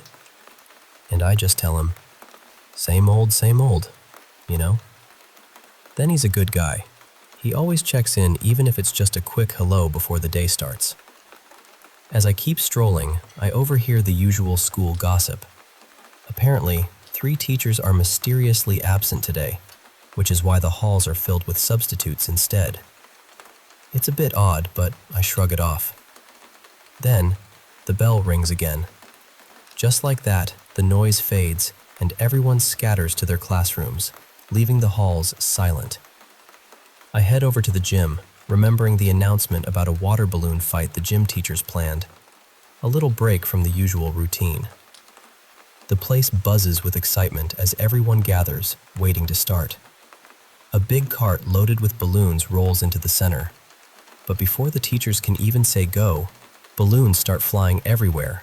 Laughter, shouts, water splashing all over. I watch from the sidelines, wishing I could join in. But then, something strange catches my eye. Not all balloons just have water. Some burst with something else. Something red. At first, I can't believe it, but as the balloons pop, this red liquid splatters over the kids. It's blood. The chaos keeps going, the water mixing with blood as it spreads across the gym floor. Then the teachers blow the whistle, but by then, the kids notice. Screams erupt when a drop of blood falls from above, and then, something horrific. The missing teachers. They're hanging from the ceiling. Control is lost. Kids run out, leaving a trail of terror and blood staining the halls. But me? I don't run. I stay back, watching it all unfold as alarms blare. I step closer to the pool of blood, crouch down, and see my reflection in the wet floor. My hands touch the sticky mixture. It's warm, oddly comforting. I slick my hair back with the red fluid. As the cops and other teachers storm in, they find me right there. One officer asks, "Sir, why are you still here?" I just say, "I'm the janitor." Holding my mop, I glance down at my reflection again, a small smirk tugging at my lips as I start cleaning. Photos are taken, questions thrown my way, but my answers don't add up. They check the security tapes from the night before, but the cameras haven't worked in years. Being a janitor can get dull. Sometimes there just isn't enough mess to keep things interesting. So, I thought, why not create my own chaos? After all, if I make the mess, I get to clean it up too. And that's a game I can play all day.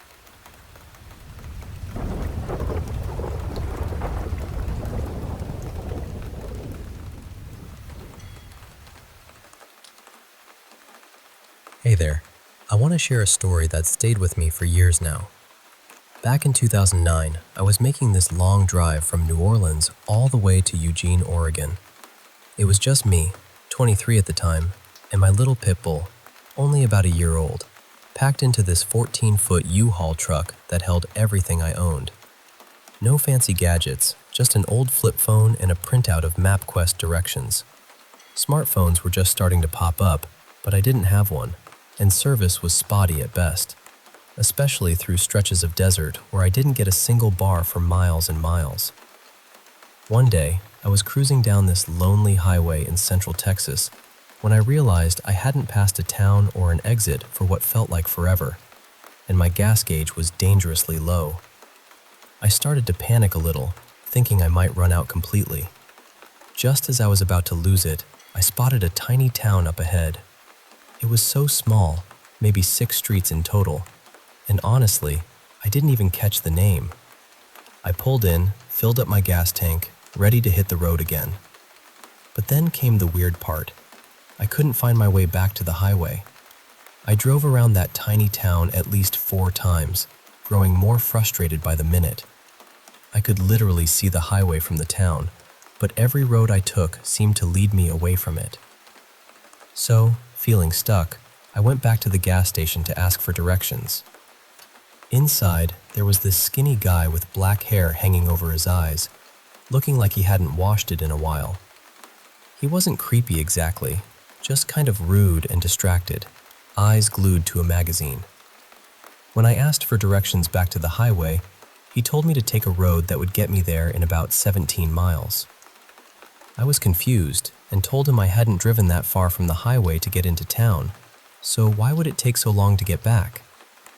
He shrugged, barely looked up, and gave me a vague explanation about the road curving around. He acted like I was just an annoyance and waved me off. I left feeling uneasy. My heart was pounding, my hands shaking. I got back into my truck and just started crying, overwhelmed by this gut feeling that something wasn't right with that guy. I knew I couldn't follow his directions. The town had just that one store, so I thought, no way am I knocking on doors here. I decided I'd just keep driving around until I figured it out myself, even if it took all night. Then, out of nowhere, this big, rusty red pickup truck pulled up. Out climbed this huge Texan guy, wearing flannel and work boots, the kind of man who looks like he's spent most of his life outside.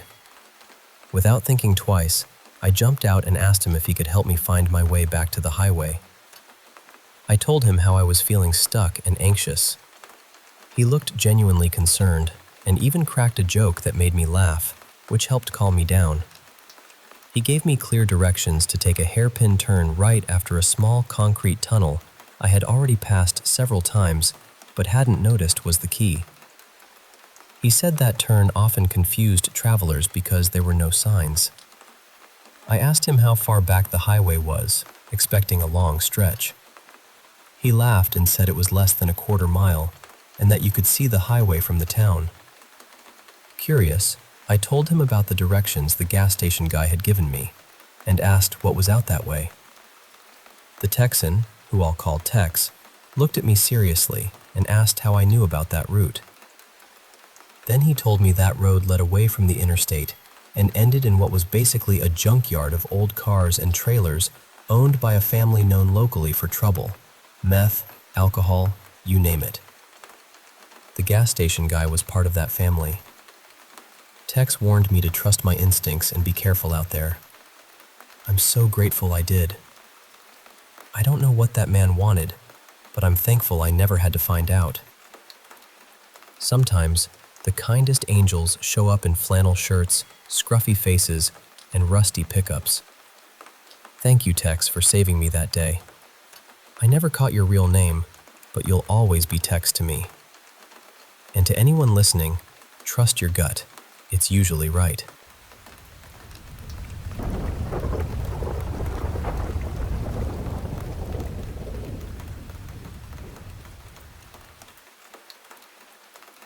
I'm just gonna say it straight. I still don't really believe in ghosts.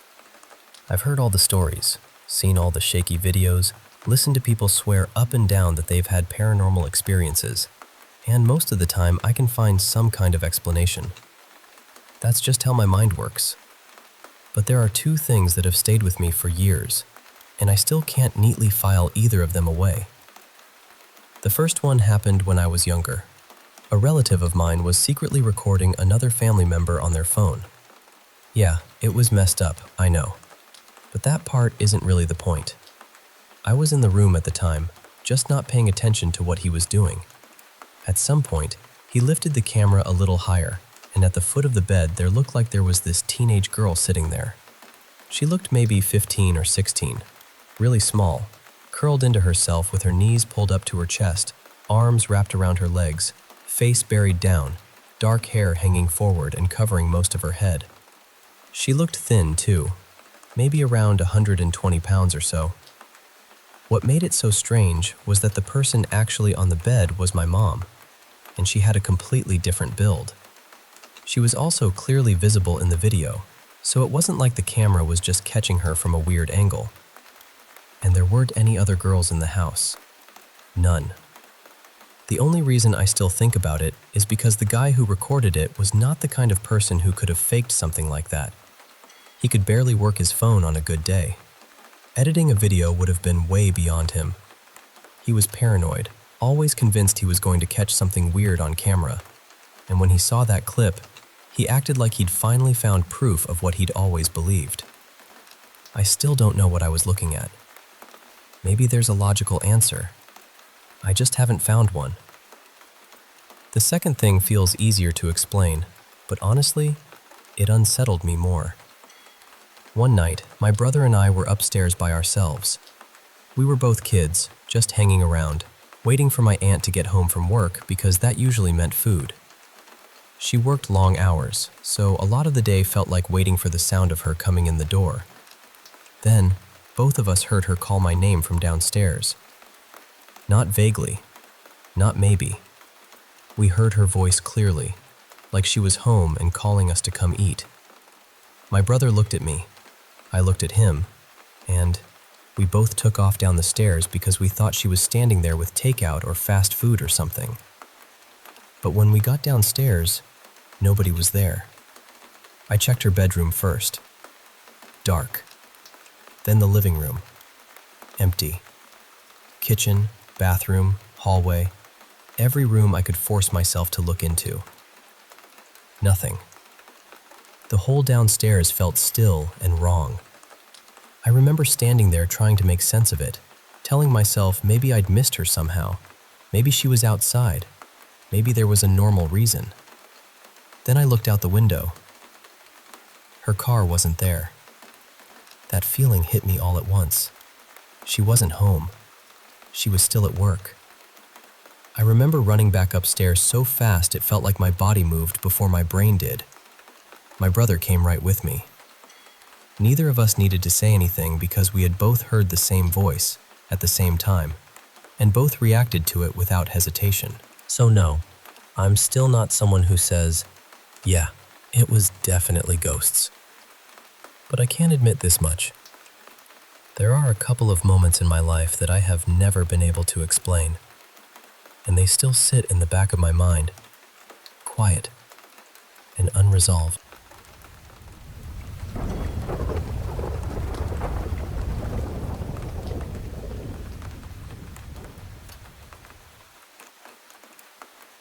Let me tell you something that still unsettles me when I think about it. I woke up late that morning, not just a little late, but the kind where the whole apartment feels dim and distant, like the day started without you. Everything was too quiet. No traffic humming outside, no neighbors moving around, nothing. Just this strange stillness that made me feel uneasy before I even knew why. I reached for my phone, still half asleep, expecting the usual messages and random notifications.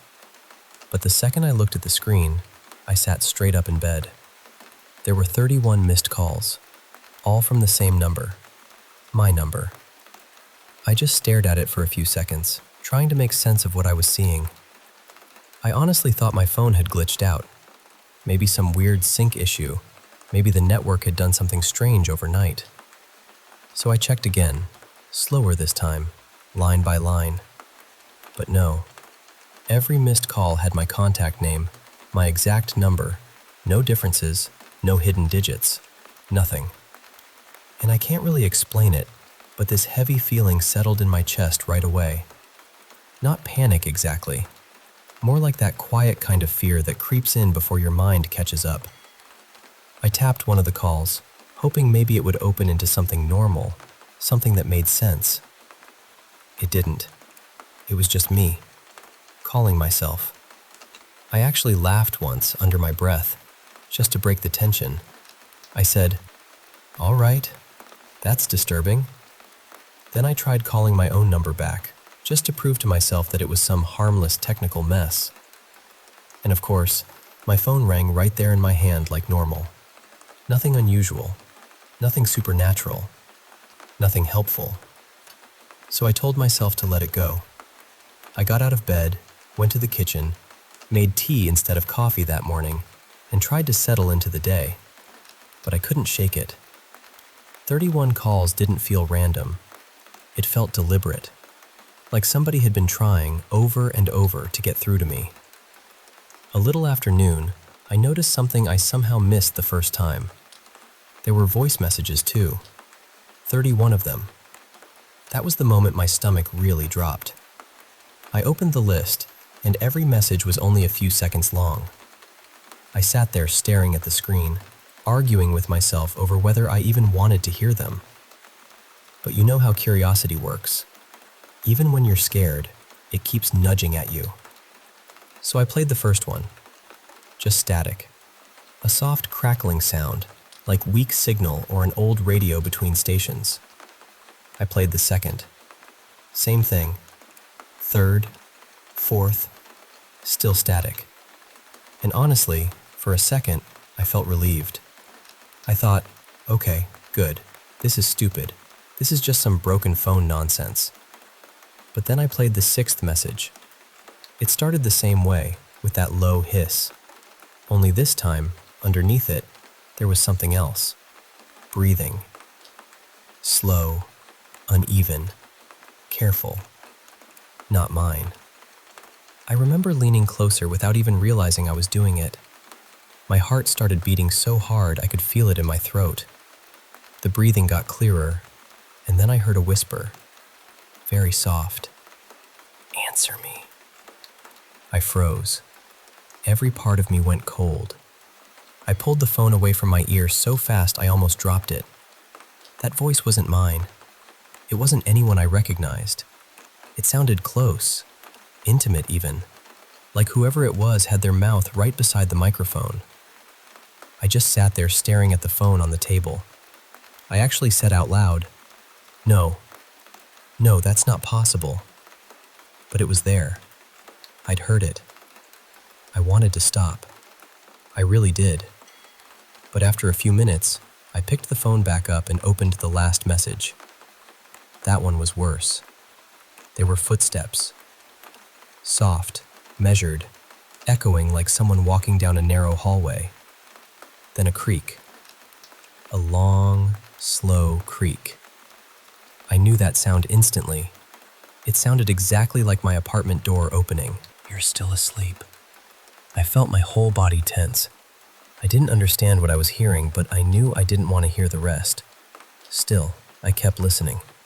A second voice came through. My voice. But it sounded wrong. Distant. Groggy. Like I'd been dragged halfway out of sleep. It said, I'm trying to get up. I shook my head right away. I remember whispering, I never said that. Then there was this sudden thud, heavy and blunt, like something had hit the floor hard. And after that, silence. I didn't move for a long time. I just sat there, phone in hand, staring into nothing, trying to force it into some kind of explanation that made sense. Sleepwalking, recording error, prank call, anything. But none of it fit. Eventually, I stood up and checked the apartment. The front door was locked. The windows were shut. Nothing was broken. Nothing looked disturbed. Everything seemed normal. But the air felt wrong. That's the only way I can describe it. Like the room had kept a secret from me. Then I noticed something near the bedroom doorway. A faint streak on the floor. Not obvious, just enough to catch the light when I shifted my angle. It looked like something heavy had been dragged across the wood. I followed it slowly, one step at a time, until it led me back to the bed. And when I looked down, the blanket was slightly pulled back on one side. Not messy, not torn up, just disturbed in a way that didn't match how I remembered leaving it. Like someone had been standing there, looking down at me while I slept. At that point, my hands were shaking so badly I could barely unlock my phone. I opened the call log again, trying to see if I'd missed anything. That's when I saw it. All 31 calls had come in between 1:12 a.m. and 2:03 a.m. But the final call wasn't marked as missed. It had been answered. Duration, 2 minutes, 41 seconds. I stopped breathing for a second. I had no memory of answering anything. No memory of waking up. No memory of speaking to anyone. My phone had automatic call recording turned on, and attached to that last call was an audio file. I knew I shouldn't play it. I played it anyway. It began with silence, then breathing. 2 separate breaths. One was mine, deep and slow, the kind you only hear when someone is fully asleep. The other was closer, sharper, right beside the mic, waiting. Then I heard my own voice, drowsy and confused. "Who's there?" There was a pause, a long one, and then the other voice answered. Calm, soft, so close it felt like it was speaking from inside my own head. It said, "It's me." And somehow, that was worse than hearing my name, because deep down, I already knew. It was me.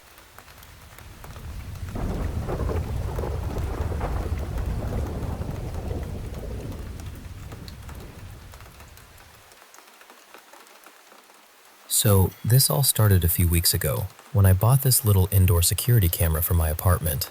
Nothing fancy at all, just one of those cheap ones you connect to your phone so you can check in when you're out. I set it up in my bedroom, mostly for peace of mind, and after the first couple of days, I honestly stopped thinking about it. Then 2 nights ago, something happened that I still can't explain. I was lying in bed, still awake, just half scrolling through videos on my phone, half trying to fall asleep. It was late, quiet, totally normal. Then I got a notification from the camera app that said, "Motion detected." And at first, I didn't think much of it, because of course there was motion. I was in the room. But something about the alert gave me this weird little jolt, so I opened the clip anyway. And the second it loaded, my stomach dropped. It was my room, exactly as it was. Same lamp on in the corner, same blanket twisted around my legs, same angle from the shelf where I'd mounted the camera. But in the video, I wasn't awake. I was asleep. I was lying flat on my bed, totally still. I remember just staring at the screen, then looking down at myself in real life, like somehow that would make it make sense. I was sitting there, holding my phone, very much awake, but the clip showed me asleep like 10 minutes later. I checked the timestamp 3 times because I thought maybe I was reading it wrong. I wasn't. The clip was stamped 10 minutes in the future. I actually laughed for a second, but it was that nervous kind of laugh, the kind you make when your brain is trying really hard not to panic. I told myself it had to be some weird syncing issue or a bug in the app, but my hands were already starting to shake. So I played the clip again. At first, nothing happened. Future me was just lying there asleep. Then, really slowly, the body on the bed moved. My head turned toward the camera, and then my eyes opened. I was staring straight into the lens. I dropped my phone onto the blanket. I actually flinched like the screen had burned me. Because it wasn't just creepy, it felt wrong. Deeply wrong. That face was mine, but it didn't feel like me at all. After a second, I picked the phone back up and kept watching, even though every part of me wanted to throw it across the room. In the video, I sat up in bed, slow, stiff, almost like I was listening for something. Then I looked around the room, scanning the corners like I was searching for someone. And then my eyes found the camera again. And I smiled. I can't describe that smile without sounding dramatic, but it was awful. Too wide, too still, like somebody had copied the shape of a smile without understanding how a real one works. It was on my face, but it looked borrowed. At that point, I kept trying to come up with a logical explanation. I thought maybe someone had hacked it, maybe it was pre-recorded somehow, maybe I was more tired than I realized. But nobody knew I'd even set the thing up. I hadn't told anyone. It was just this cheap little camera in my room. Then I looked at the time again, and that's when it hit me. If the clip was really showing 10 minutes ahead, then whatever I'd just watched was about to happen. I did not want to sit there and wait for that. Then I sat back on the edge of the bed and tried to calm myself down. My heart was racing so hard I could feel it in my throat. And then my phone buzzed again. Another notification. Motion detected. I just stared at it. I remember thinking, no, that's impossible. The camera was unplugged. It was in the drawer. There was no way it should have been sending anything. But I opened the app. And that second clip, that was the moment I stopped trying to explain any of it. It showed my room again, but this time the angle had changed. The camera was facing me, like it was sitting right in front of the bed, pointed straight at where I was sitting. I went cold all over, because in the clip, there I was, sitting on the mattress, holding my phone, watching the video. Exactly what I was doing in real life. I couldn't move. I couldn't even breathe properly. Then, in the clip, I lifted my head and looked directly into the camera. Not at my phone, not around the room, straight into the camera. And then I spoke, calmly, clearly, like I wasn't scared at all.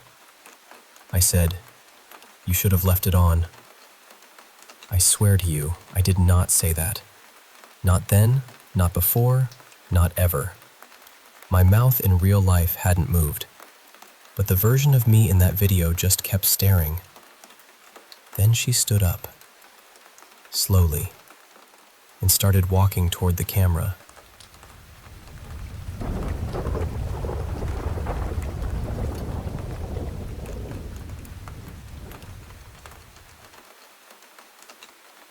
I want to tell you a story that still gives me chills when I think about it.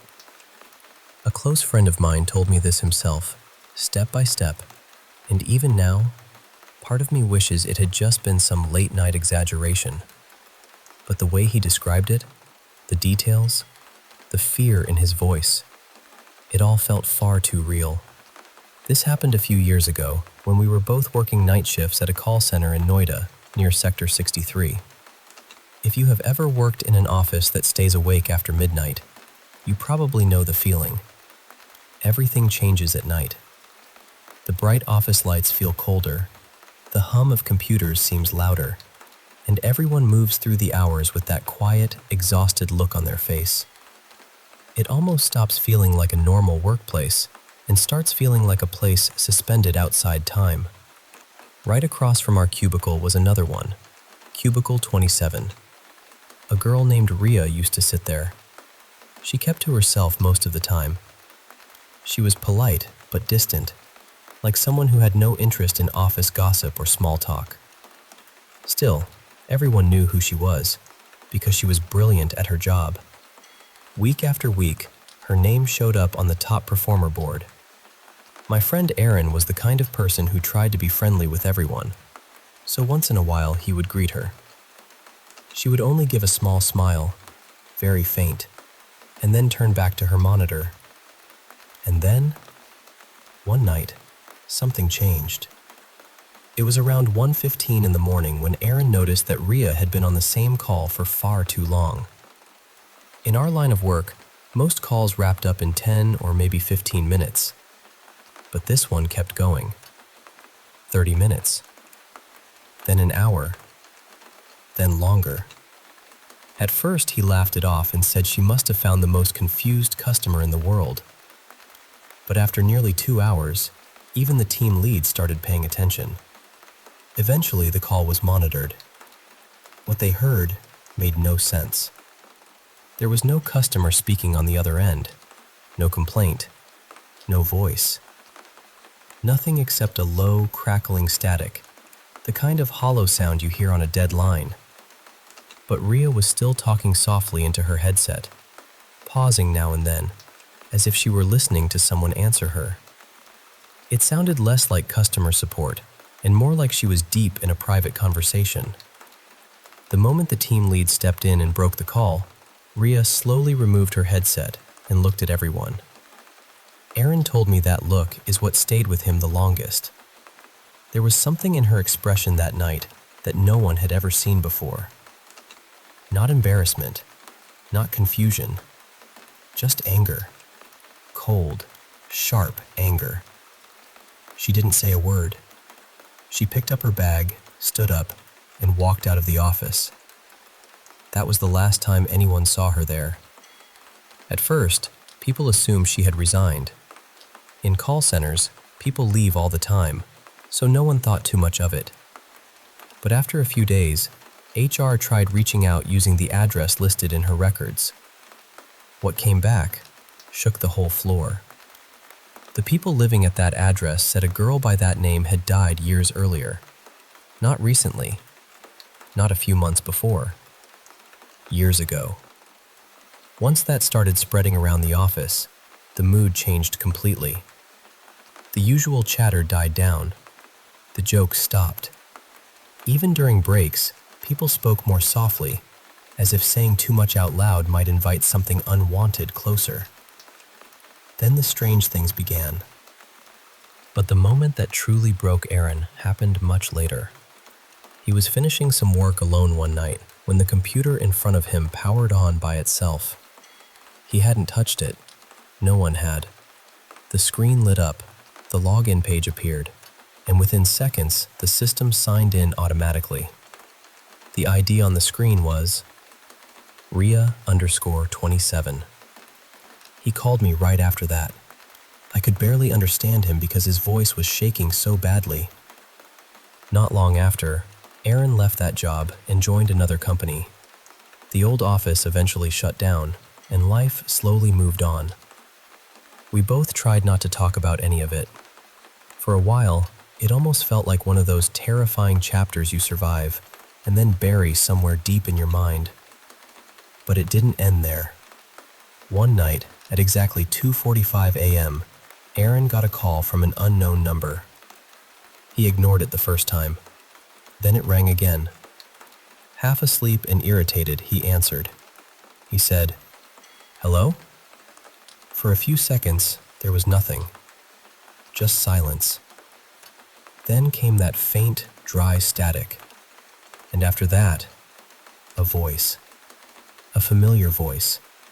Soft, calm, professional. "Hello, Ria, this side. How may I assist you?" Aaron told me his whole body went cold.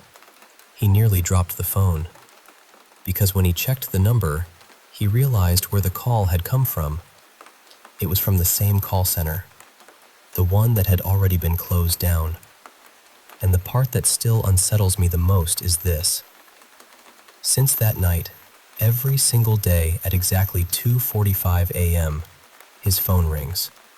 Same number, same static, same voice.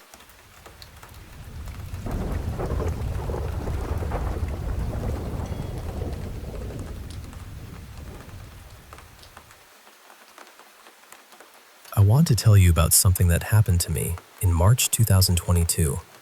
And even now, when the night gets too quiet, it comes back to me in pieces.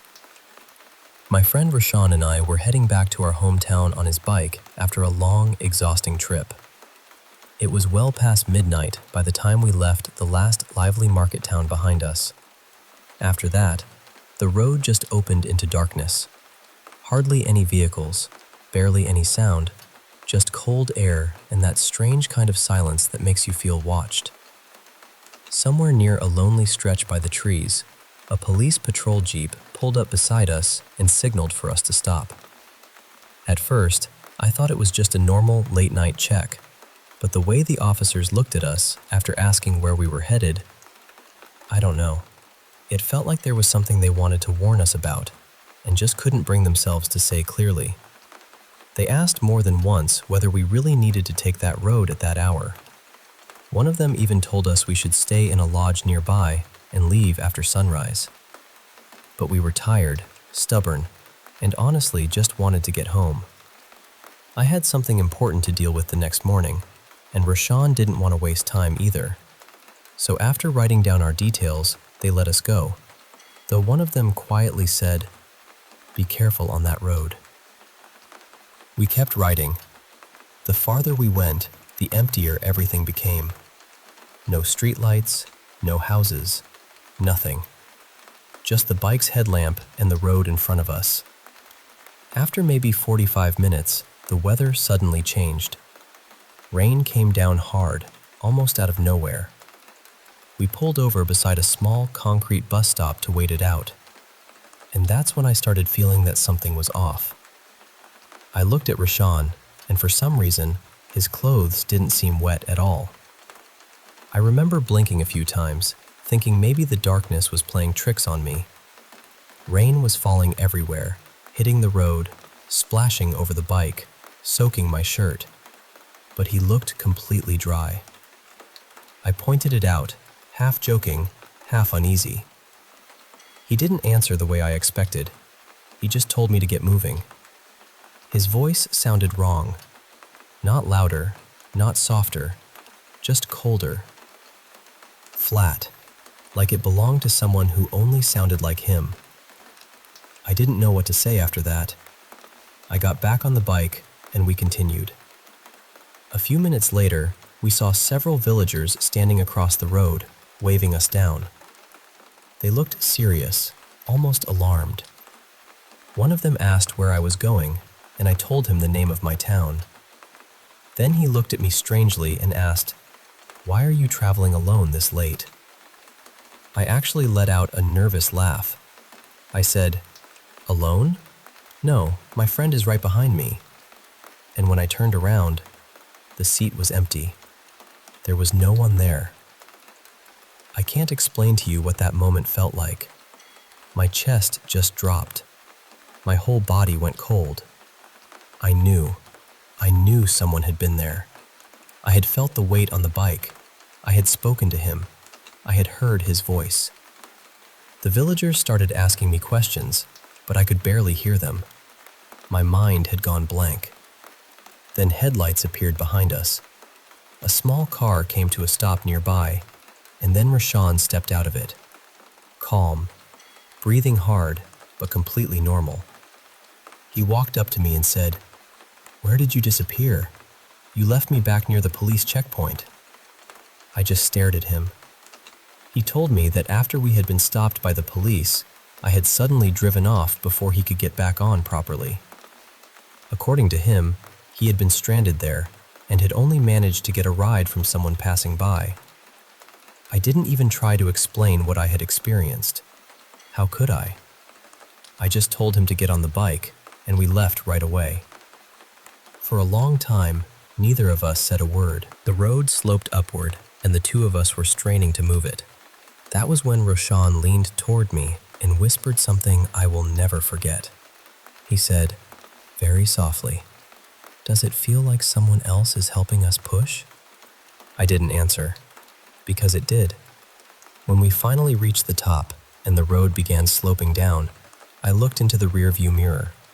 Far behind us, I saw a figure in white walking slowly toward us. It wasn't walking normally. It looked like it was dragging something along the ground. We froze. Neither of us spoke. We just stood there, unable to move, as it came closer and closer. Then suddenly it turned and slipped into the trees on the side of the road. For a second, I thought maybe it was over. Then we saw it again. This time, it was sitting at the roadside. It was a woman. Her hair hung forward, covering her face. Next to her was a cloth sack.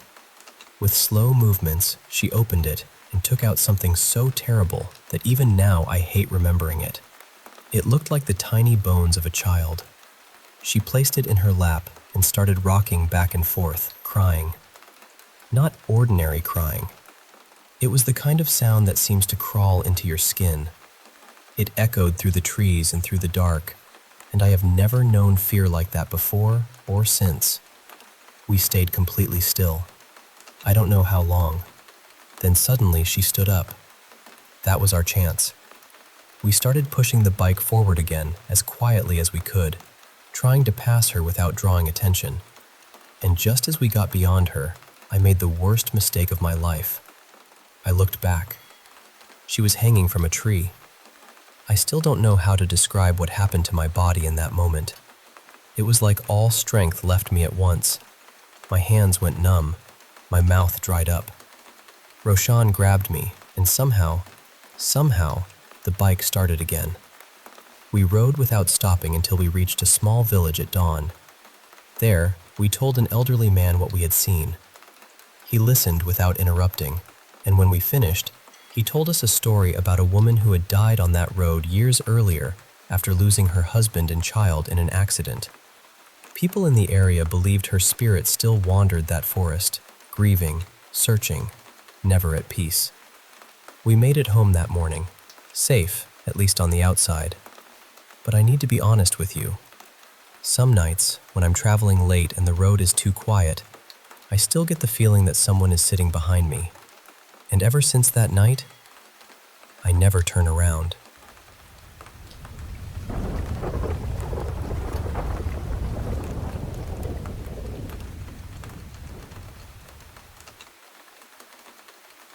You know, looking back, I think it really began when I was about 9 or 10, mostly in my bedroom. At first, it was just this quiet feeling I could never explain, like something was watching me after the lights went out. I used to stare toward the top of my dresser or the corner near my closet and feel like I wasn't alone. Sometimes it even felt as though someone else was lying in bed beside me. Back then, I tried to brush it off as being a nervous kid with an overactive imagination, but little by little, it started becoming harder to ignore. I had a small TV in my room, along with an alarm clock radio. After a while, the TV began switching on by itself in the middle of the night. At first, I told myself it had to be some kind of electrical problem. But one night I woke up and saw the screen glowing with that pale, blank light, and I remember how wrong it felt. I turned it off, got back under the covers, and after that it kept happening. The radio would also blast on at random times, way louder than I ever set it. And I had this digital watch that would start beeping for no reason. Sometimes, I'd even find it in another part of the room and have no memory of putting it there. What made it stranger was that it didn't only happen at home. I remember sleeping over at my cousin's place one night and getting up to use the bathroom. When I came out, his cat suddenly leapt right onto my leg, like it had seen something before I had. As I walked back through the living room, the TV snapped on all by itself, full of static. I got such a jolt of fear that I ran straight back to bed and stayed there the rest of the night. At home, my family heard things too. There were nights when footsteps moved across the living room, even when nobody was there. At the time, my parents tried to stay calm and practical about it, probably because they didn't want to frighten me or my sister. But years later, they admitted they'd seen shadows too. Some of them even described my room as feeling strangely open, like it let things in. When I was younger, I saw dark shapes myself, and one of them looked like a man wearing a hat. What still unsettles me is that years later, my sister described seeing that same figure, even though I had never told her about it. When I was around 14, maybe 15, I stayed over at a friend's house, and that night was unforgettable. The fire alarm suddenly started going off. My friend went downstairs, took the batteries out, and somehow it kept sounding anyway. We were already unnerved, but then his dog started acting in this deeply unsettling way, barking into empty space, charging toward a dark room, then running back and sitting stiffly in the bedroom, staring at one patch of wall like something was standing there. We didn't sleep at all. Around that same age, I was staying at a boarding school and sharing a room with 2 other people.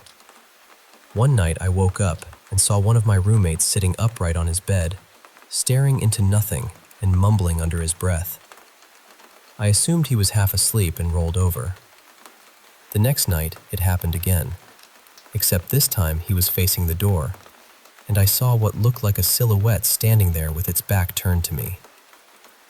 Later on, I found out the building had once been used as a hospital during the war. The strange part is that the activity seemed to stop once our 3rd roommate came back, as though whatever it was didn't want a full room. One of the moments that stayed with me the most happened one evening while I was walking home along a dark path.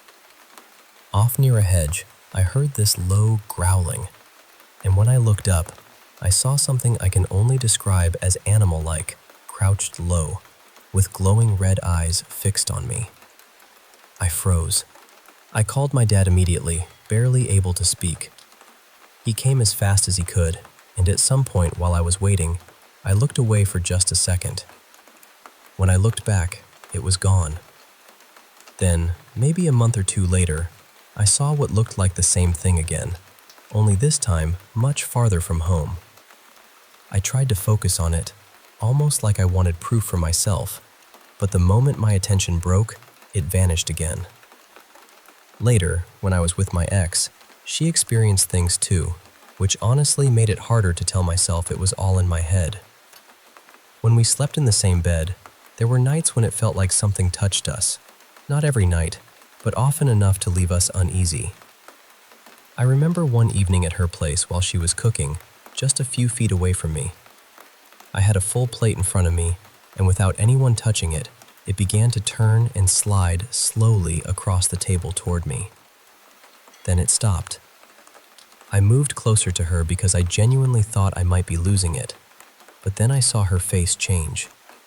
She was looking past me, completely frozen, and then the plate shifted again. That same night, her dog woke us up barking wildly into the room for no clear reason. There were smaller things too, but somehow those almost got under my skin even more. One time at my place, I was lying in bed and felt someone slowly pulling my blanket down. I could feel the fabric sliding off me, inch by inch, and I had to grab it and pull it back over myself. My mother once thought she saw me in the living room and even spoke to me, only to realize she could hear me snoring in my bedroom at the exact same time. There were also moments when I was home alone and heard noises coming from my sister's room, as though someone were moving around in there. My ex heard those sounds too. At one point, my mother talked to me about something she called closing the third eye. She told me that when she was young, she had experienced strange things too, and she believed some people were simply more open to them. Over time, I think I did shut a lot of it down, whether on purpose or not. During those experiences, I always felt the same physical reaction: chills, tingling, that electric feeling moving through my body before anything even happened. Now I'm an adult, and I've been living in my own apartment for several years. It's much quieter than it used to be. Every now and then, I still hear footsteps or a door eases open on its own, but it's rare now, and nowhere near as intense as it once was. My girlfriend has mentioned hearing odd sounds too from time to time, and the strangest part of all is this. My parents told me that after I moved out, the activity at their house seemed to stop completely. So whatever it was, or whatever all of this meant, it always felt like it was somehow tied to me.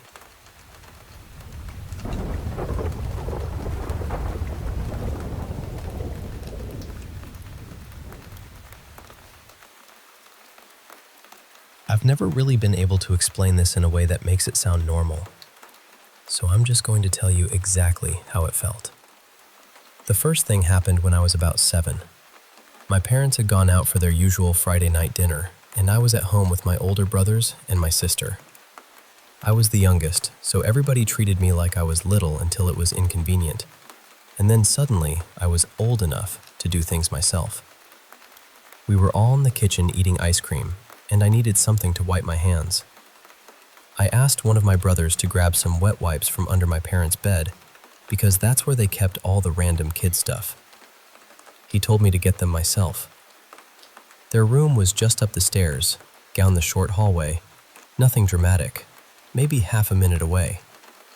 So I ran up there, switched on the bedroom light, knelt down, grabbed the wipes, and as I started opening the package, I heard it. It was a woman's voice coming from my parents' bathroom. Not loud, just this low, aching groan. The bathroom doors were shut, the lights were off, and I absolutely knew, nobody had gone in there. Then I turned to leave, and I heard the voice whisper my name twice, very slowly. What scared me most was that even though it came from the bathroom, it also felt like it was right beside my ear. I screamed and ran back to the kitchen. Every one of my siblings was still there, exactly where I'd left them. Nobody had moved. My brother believed me right away and thought maybe someone had broken in, but he was only a teenager himself and, honestly, terrified. He grabbed a kitchen knife, bundled all of us into my parents' office, and we hid under the desk for what felt like forever.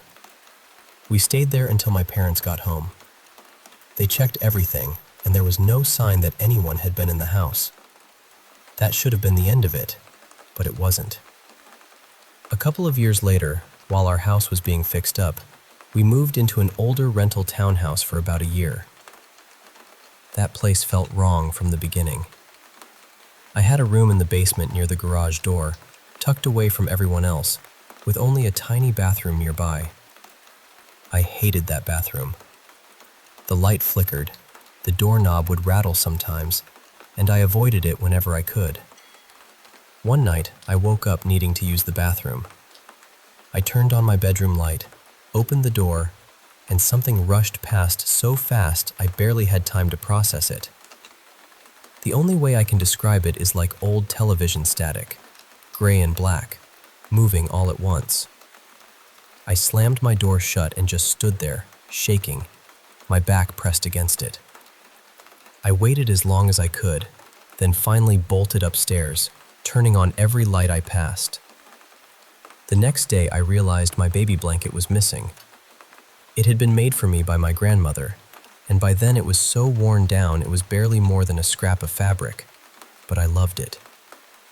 I kept it hidden in my pillowcase and never moved it. I searched everywhere. I found it that night while helping my mom clean out a shoe closet.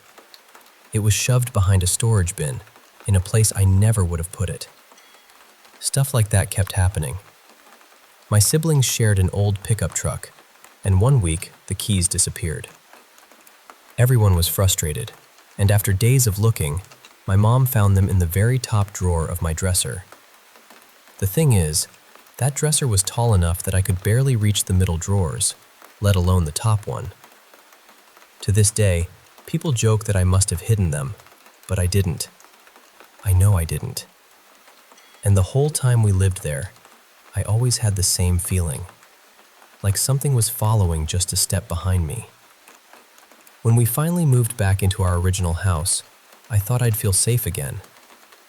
Instead, it got worse. Sometimes I'd wake up on the floor near my bed, or curled up close to the door.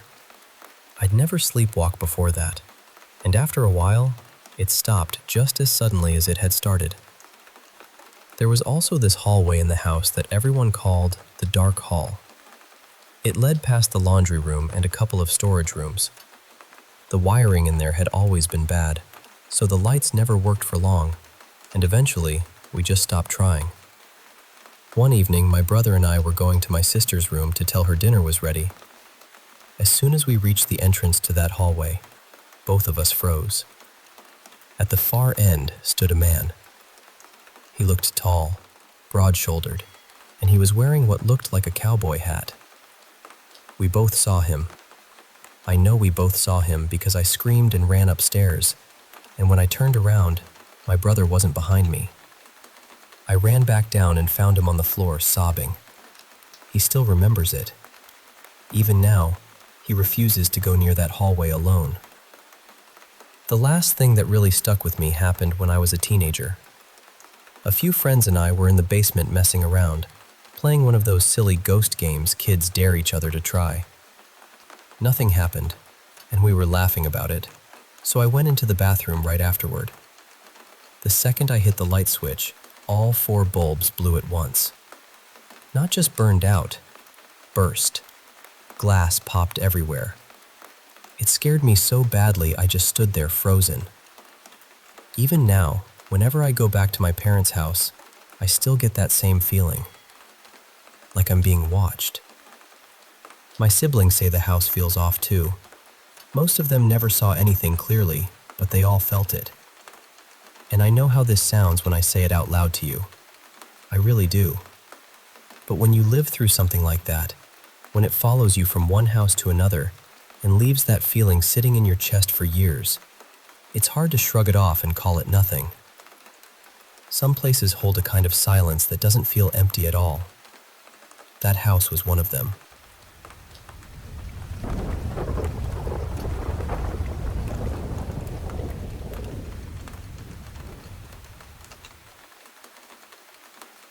I want to tell you about something that happened to me and my girlfriend one night, because even now, I still cannot fully explain it. A while back, the two of us shared a bottle of wine at my apartment, and like we often did, we decided to go for a walk once we'd finished it. We lived in a small apartment complex arranged in a loop, almost like a little cul-de-sac, with a larger building in the center and a few smaller ones around it. We never wandered far, especially that late at night. It was just the two of us, a little tipsy, walking under dim lights with the woods stretching behind the buildings. Before we went outside, we had been having a heavy conversation.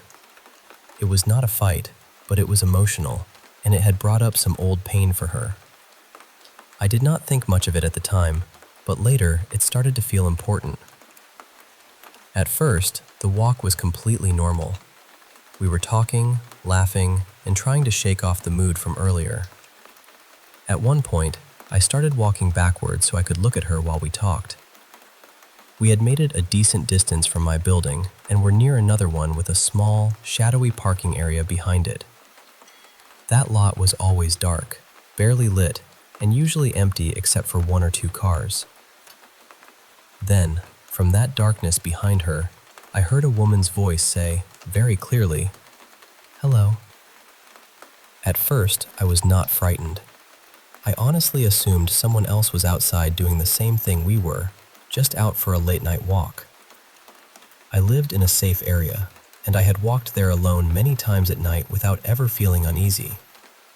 So I looked up, trying to find where the voice had come from, but I could not see anyone. I was not wearing my glasses, which did not help, but still, I expected to spot a person. I answered back, twice actually, just a casual hello, like you would if someone greeted you in passing. This all happened very fast, so fast that my girlfriend had not even had time to ask why I stopped. She had not looked behind her yet, but when she finally turned around, everything changed. We stood there for only a few seconds before she suddenly ran. I did not know why. I just knew something in her face told me to run too. We made it back to the steps outside my building, both of us breathless. That was when she told me what she had seen. She said something in the darkness had turned its head and looked at us. She described it as painfully white, almost the color of a freshly painted wall. Thin, tall, too long in every way. Long arms, long legs, long fingers. She was shaken, and once she said it out loud, I felt that fear hit me too. We went back inside immediately and started trying to make sense of it. She found things online about people being more open to strange experiences when they are emotionally vulnerable. That idea got under our skin, especially because she had already been going through something for a long time, something unresolved that had weighed on her for over a year. She began to wonder whether that pain had somehow made her vulnerable, like she had drawn something to her without meaning to. And because I had heard the voice too, she wondered whether whatever this was had started reaching beyond just her. I did not know what to think. Part of me has always wanted to believe in the paranormal, but the truth is, I am naturally skeptical.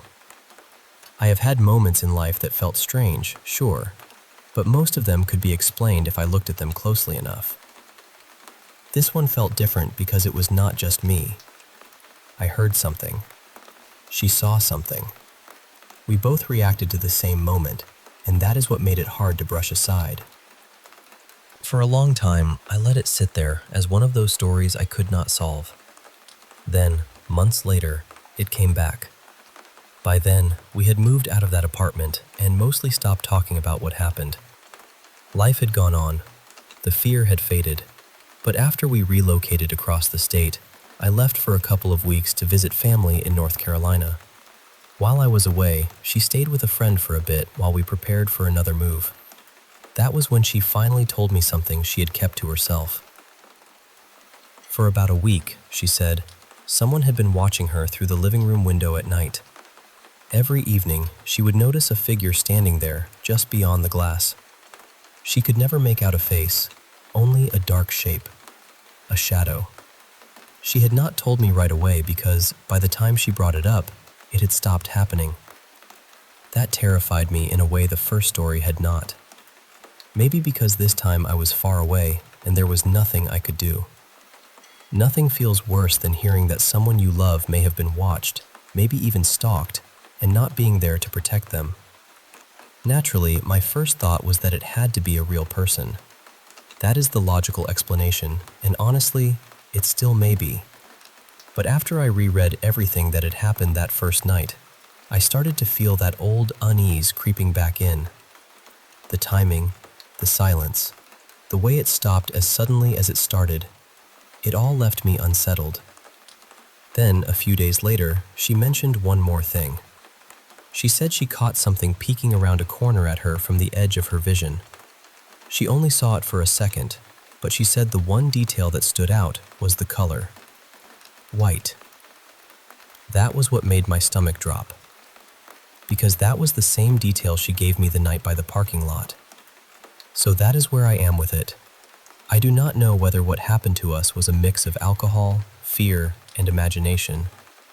I do not know whether she is dealing with something psychological, something physical, something spiritual, or something much more ordinary but still dangerous. I just know that what I heard felt real. What she saw felt real to her, and the way it all keeps circling back has made it hard for me to dismiss. I am still trying to understand it, and maybe I always will be.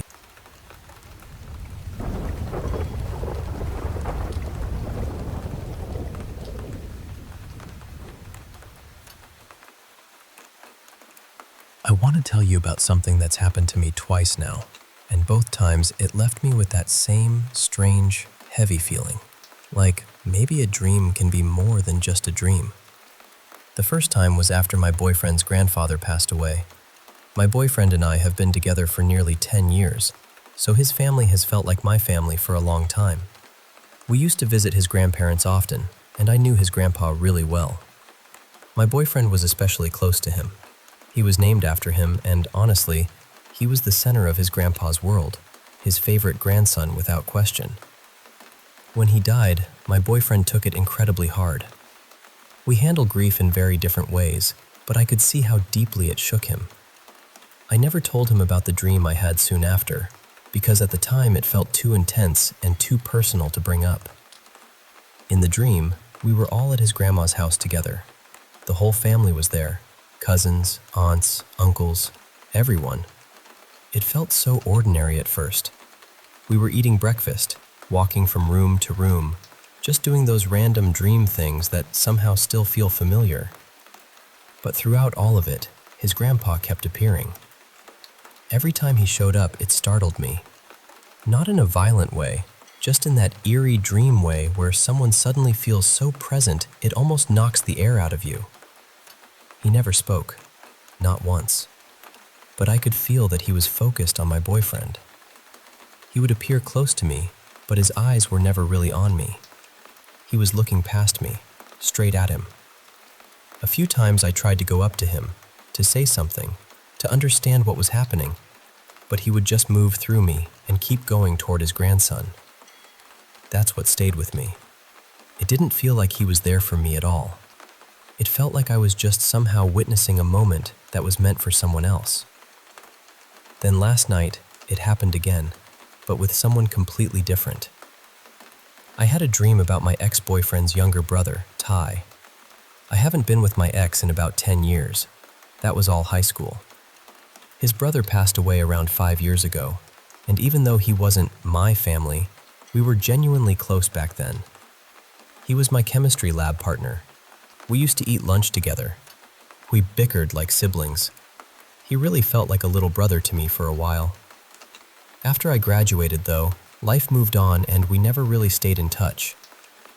When he died, I was devastated. He was such a sweet kid. In the dream, I was out shopping with my boyfriend, getting things for our baby girl. I'm 39 weeks pregnant right now, so that part made perfect sense. Then this guy walks up to me all cheerful and says, "Hey, how've you been?" And I just stared at him. I was completely confused, trying to understand what I was seeing because it was Ty. And my first thought in the dream wasn't even fear, it was disbelief. Like, wait, how are you here? I remember trying to talk myself out of it, thinking maybe I had the wrong person, maybe he just looked like him. But then we started talking, and it was definitely him. Same energy, same familiarity, same easy way of speaking. We caught up for a minute, just briefly, like running into someone you haven't seen in years at a store. And then that was it. The moment passed, and I went back to shopping. It was such a small interaction, but it stayed with me all day because it felt so vivid. That's the strange thing about dreaming of people who've died. It can feel so real, almost like you got a tiny piece of them back for a second. Just enough to say hello. Just enough to leave you wondering after you wake up. Neither of these people were mine in the most direct sense. It wasn't my grandfather. It wasn't my brother. And yet somehow, I'm the one who dreamed of them.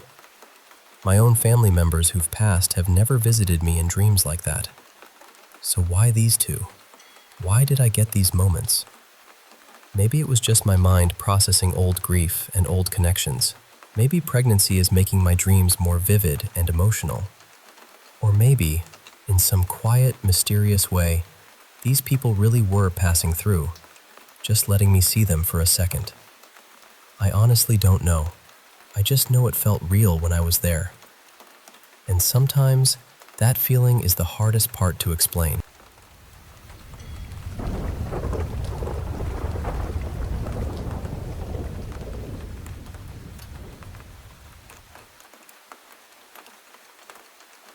I want to tell you about the house I grew up in, because even now, when I think about it, I still get that same strange feeling in my chest. My childhood home was very old, built sometime in the early 1800s, and there had been so many people living there before my family ever arrived. From the beginning, the place never felt fully settled to me. It was not loud or dramatic all the time, nothing like that. But there was this constant feeling that someone else was there with us. I would catch movement out of the corner of my eye, little shadowy shapes slipping past doorways, and I always felt watched. Back then, I told myself it was just my imagination. I was also a pretty odd kid, honestly. I loved spooky things, and I used to terrorize my younger sister by pretending I had ghost friends who followed me around the house. I would chase her from room to room and whisper creepy things just to scare her. One of those so-called imaginary friends was a girl named Madeline. I always described her the same way. Long, light hair, very pale skin, and a white dress. At the time, I thought I had made her up. Now I am not so sure. The first story is actually my mom's. She told me that one night she had a dream about the exact same girl I used to talk about. In the dream, Madeline was standing in the upstairs dining room, completely still. My mom said the moment she saw her, she felt this deep dread, like something was very wrong. She walked closer and closer, and the nearer she got, the more frightened she felt, until she suddenly woke up. She was so shaken that she had to look around the room just to make sure no one was really there. Of course, it was empty. But what happened later scared her even more. Another night, she woke up in the middle of the night to use the bathroom. The moon was bright enough that it lit the upstairs hallway in this cold, silver glow. She stepped out of bed, looked down the hall toward my room, and there, standing right outside my door, was the same girl. Madeline. Just standing there, facing my room like she wanted to come in but could not. At first, my mom thought it was my little sister, So she started walking toward her and called out her name. There was no answer. Then that fear hit her all at once. Her whole body went cold, the hairs on her arms stood up, and she knew something was wrong. She kept moving closer, and then, just like that, the girl vanished. Completely gone. My mom rushed into my room, and I was fast asleep in bed. Then she checked my sister's room, and she was asleep too. For years, my mom tried to explain it away, thinking maybe she had still been half asleep or somehow imagined it. But when she finally told me the story much later, it terrified me, because the girl she saw looked exactly like the one I had described as a child. And that was the moment I started asking myself whether Madeline had ever really been imaginary at all. The second story happened to me when I was older. One night I was home alone, looking after the cats. One of them was curled up on my bed, and I left my bedroom door cracked open so she could wander out if she needed food or the litter box. I was lying there scrolling on my phone while she cleaned herself at the foot of the bed. Then, all of a sudden, she froze. Completely froze. She stared straight into the dark hallway outside my room. I remember my heart pounding, but I still made myself get up and look. I know, not my smartest moment. I should have been worried about an intruder, but instead, I grabbed a small statue I kept nearby, whispered a quick prayer, and stepped into the hall. The second I did, my cat relaxed, just instantly. She lifted her head, blinked, and acted like nothing had happened. And when I looked out there, I saw absolutely nothing. Still, I was too rattled to ignore it. I grabbed something sharp from my room, turned on every light I could find, and checked the whole house. Every room, every corner. Nothing. No person, no animal, no sign that anything had been there at all. But I know what I saw in my cat's face, and I know how frightened she was. Whatever had her attention that night, it was real enough to her, and that was enough to keep me awake. The next day, when my mom asked why all the lights had been left on, I just told her I must have forgotten to switch them off. I never told anybody what happened that night. Not my family, not my friends, no one. So in a way, you are the first person I have really shared it with. And honestly, these are only 2 of the stories. There are more. A lot more.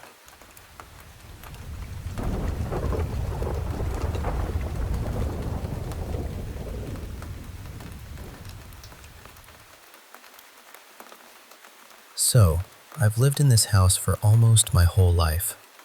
We moved in just after I turned 3, and I'm 16 now. For as long as I can remember, this place has felt off. Not all the time, not in some loud, dramatic way, but in that quiet, creeping way that makes your skin prickle before your brain can explain why. One of the first things I remember happened when I was about 8. I was in my top bunk, trying to drift off. The room was dark, and I was lying on my side facing the wall when I heard this faint creaking behind me. Then a soft little tap. I was already a nervous kid, so I turned over straight away. And there it was. My wardrobe door was slowly hanging open. I just stared at it. I hadn't touched it. Nobody had come in, and I'd never seen it do that before. These days I keep the handle tied shut because I still don't trust it. Another night, in that same room, I was sitting on my bunk playing on my tablet when I heard something scraping against the wood under me. Not a tiny noise either. It sounded deliberate, like fingernails dragging across the frame. I leaned over and looked underneath, expecting to catch my dog or maybe see something stuck there, but there was nothing. The whole room felt wrong after that. Not watched exactly, just occupied. Then there was the morning I woke up because I could feel one side of my mattress lifting. Actually lifting. I was still half asleep at first, but the second I realized what was happening, I froze. The room was completely silent. I stayed still, barely breathing, because I thought that if I moved, Whatever was there would know I was awake. After what felt like forever, probably 20 seconds or so, I mumbled, "Nia, it's too early. Go back to bed." Nia is my sister. The second I said it, the mattress dropped back down. Just like that. No footsteps, no door, nothing. I sat up so fast my heart was pounding and the room was empty. I also had this doll back then. I know how that sounds already. One night I had this awful dream where I was sitting on the floor near my bedroom door and I looked across the room at the doll on my toy chest. Its eyes were rolled back, but somehow it was still staring right at me. Then it tipped forward and hit the floor. I woke up, actually yelled, and when I looked over, the doll was on the floor. Maybe it had just fallen. Maybe the dream picked up on a noise in my sleep. But I never really got over that one. A couple of years later, after my older sister Eliza moved out, I took her room. We called it the green room because the walls were painted this weird, mossy shade. The activity there wasn't constant, but it was strange in a different way. I was probably 10 or 11. One night, my best friend, I'll call her Emma, was sleeping over. We were lying on the bed talking about school and all the usual nonsense, just laughing and gossiping, when she suddenly went quiet and said she'd seen something move past the little window panel above the door. I looked straight at it, but I didn't catch anything. Still, the atmosphere changed immediately. We both felt it. We barely slept that night, and neither of us wanted to put a foot on the floor. That room always had tapping in the walls, too. Loud tapping. Not like pipes, and not like somebody moving around in another room. It sounded close, like it was inside the wall right above me. Sometimes it would come in a slow pattern, then speed up and stop dead. It only ever happened at night. I've started hearing it again recently, which I hate. I used to see the curtains shift in there too, even with the windows shut and no fan running. A few years after that, I moved into the room I'm in now, the purple room. Yes, the walls are purple, so that's what everyone calls it. This used to be Nia's room. When I first moved in, random things started falling over. Not things stacked awkwardly, not stuff on the edge of a shelf, just objects suddenly tipping onto their sides for no reason. It wasn't violent, just unsettling enough to make me stop and stare every time. One night, my cousin was staying over. I got up to use the bathroom, and when I came back out into the hallway, I got that horrible feeling again. The kind that makes you stop walking without meaning to. I looked toward the stairs and heard what sounded like bare feet running across the downstairs hallway. Quick, light, slapping footsteps on the floor. Everyone in the house was in bed. I ran back to my room, and my cousin and I did the world's least heroic thing and armed ourselves with whatever we could grab. Then we actually went downstairs and searched the place. Nothing. Absolutely nothing. We ended up back in my room with the door blocked, still clutching our ridiculous makeshift weapons. More recently, one of my best friends, Ren, slept over. We'd turned the lights off and were settling down to sleep.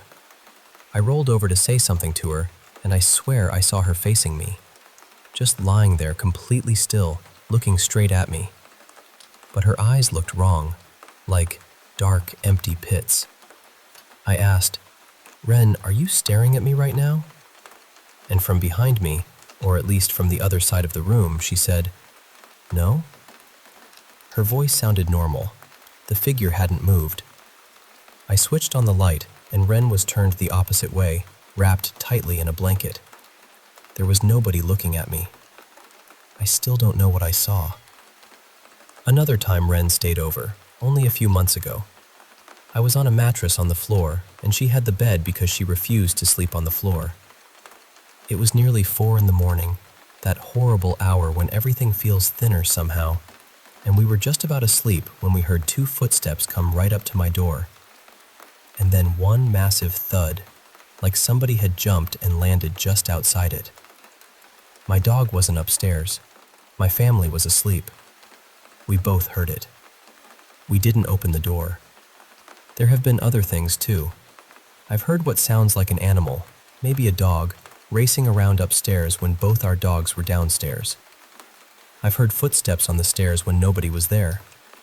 I've caught shadows moving in the corners of my vision and turned too late every single time.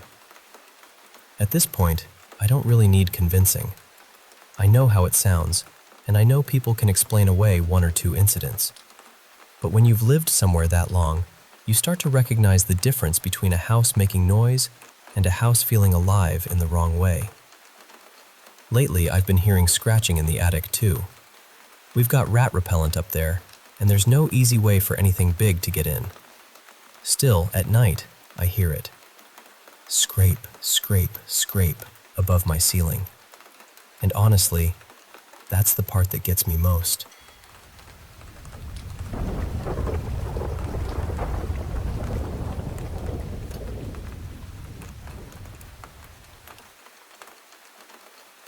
I want to tell you something deeply personal, something that stayed with my family for years and slowly changed the way I think about faith, mystery, and what might exist beyond what we can explain. I grew up in a Muslim family that originally came from Burma, though I was raised in Australia.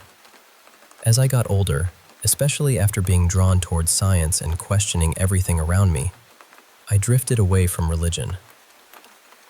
For a long time, I called myself an atheist, but lately, something in me has been shifting. I have not been pulled back toward one religion in particular, and I am not trying to force myself into old beliefs. It is more that I have started wondering whether there is a greater presence beyond human labels, a God who is not confined to one path, one tradition, or one name. A God who sees every person with the same mercy. Maybe that is why this story matters so much to me now.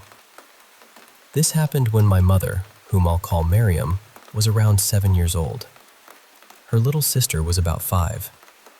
They were part of a large family living in a humble wooden house inside a small enclosed compound where several Muslim families lived side by side.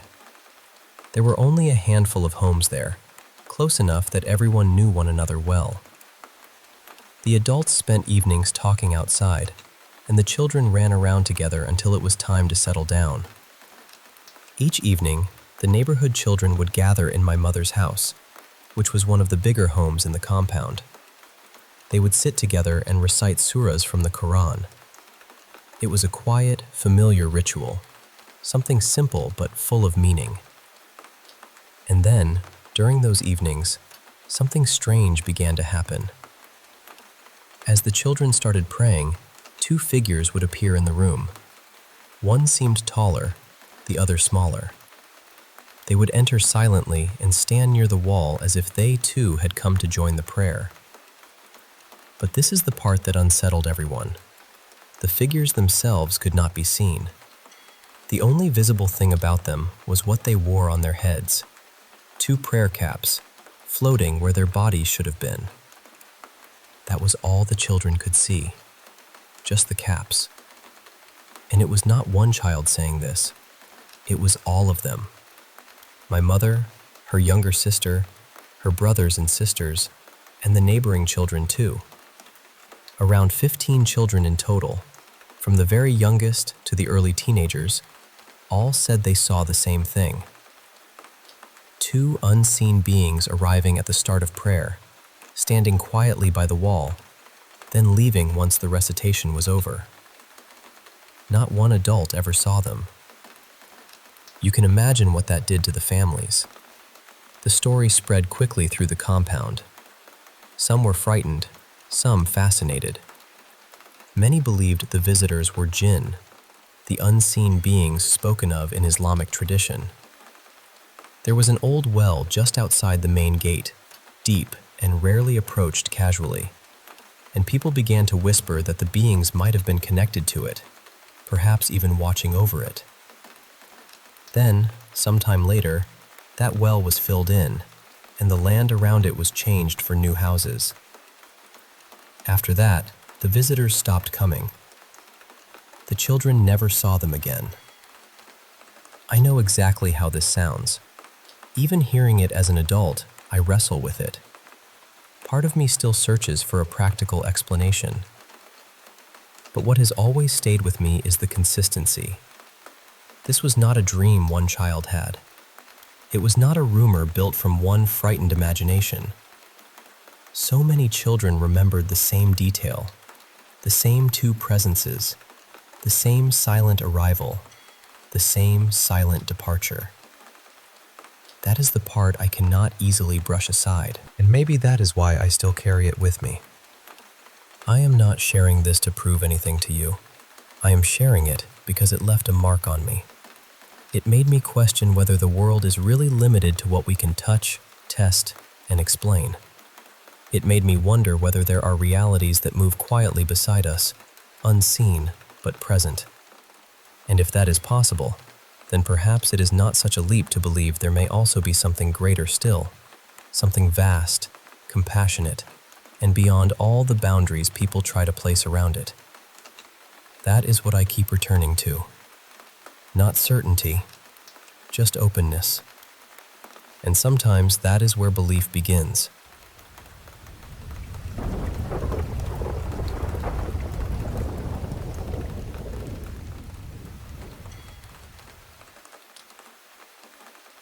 I want to tell you about something that still unsettles me when I think about it. A while ago, I came across a video explaining that when someone is close to death, they might see a figure people call the Grim Reaper. The video did not actually show what that figure looked like, and since I grew up Hindu, that image was never really part of my world. So out of curiosity, I looked it up myself, and the second I saw it, I froze. Because I felt this deep shock of recognition, like I had seen something like that before in real life. I just could not remember when. Then last night, everything started coming back to me. My parents, my younger sister, my grandmother, and one of my father's old family friends were all sitting together in the living room, sharing ghost stories. My grandmother has always had so many strange experiences, mostly involving what she believes were spirits or witches. She told us about something that happened to her when she was little, something that scared her so badly she slept beside her parents for weeks afterward. When she finished, my father looked at me and said, "Didn't you go through something similar once?" I remember just staring at him, completely confused. I told him no, because honestly, I did not remember anything like that. But then my mother joined in. She said there actually had been a time when I got so frightened that I ran into their room in the middle of the night, crying and pointing toward the open doorway. She reminded everyone that when I was around 7 or 8, I used to watch a lot of horror videos on YouTube, most of them fake, obviously, but still enough to fill a child's mind with fear. She said I got so shaken after that night that she banned YouTube for me for almost a year. The strange part is, I had no memory of that at all. Later that same evening, I was feeling restless, so I started going through old pretend videos I had recorded as a kid on an old iPad. They were silly little clips from our old house, and then I found one that made my whole body go cold. In the video, I was sitting in near total darkness, with only a dim amber nightlight glowing in the background. I remembered those lights instantly. We used to keep them in different rooms around the house. And in that recording, little me was talking very seriously about a dark figure that followed me during the day and then sat quietly in the hallway at night, facing the wall, almost as if it did not want to frighten me. That detail chilled me. I stopped the video almost immediately. I tried to go to sleep, but I couldn't. My mind kept pulling together all these scattered pieces. What my parents had said, the image of the Grim Reaper, that old recording, all of it. And then, I finally remembered where it had begun. When I was about 5, I went to a small school in a military area of the city. Army buses, Air Force vehicles, men in uniform, all of that was just part of the background there. One afternoon during dispersal, I slipped out of my mother's hand and ran toward the road without thinking. A bus was coming straight toward me. Before anything could happen, a serviceman grabbed me and pulled me back just in time. After that, I started seeing it. A tall, dark figure in the house. It was not always doing anything. Most of the time it just seemed to be there, quiet, watchful. I used to see it often, especially at night. And somehow, as a child, I felt like it was choosing not to scare me, which is such a strange thing to say now, but that is exactly how it felt. It stayed a part of my life for years, but this time, it was different. This time it was standing, and it was looking directly at me. I still remember the face. The eyes were red, swollen, wet, almost as if it had been crying. And its mouth was open in this twisted, unnatural way that terrified me so deeply I could not even scream at first. Then I ran to my parents' room sobbing, and after that, it stopped. Just like that. I never saw it again. Even now, I do not know what to make of it. Maybe it was childhood fear, maybe trauma, maybe a mind trying to process something it was too young to understand. Or maybe it was something else entirely. All I know is that for years, there was a shadow in my life that felt real. And for one terrible night, it finally turned and looked back at me.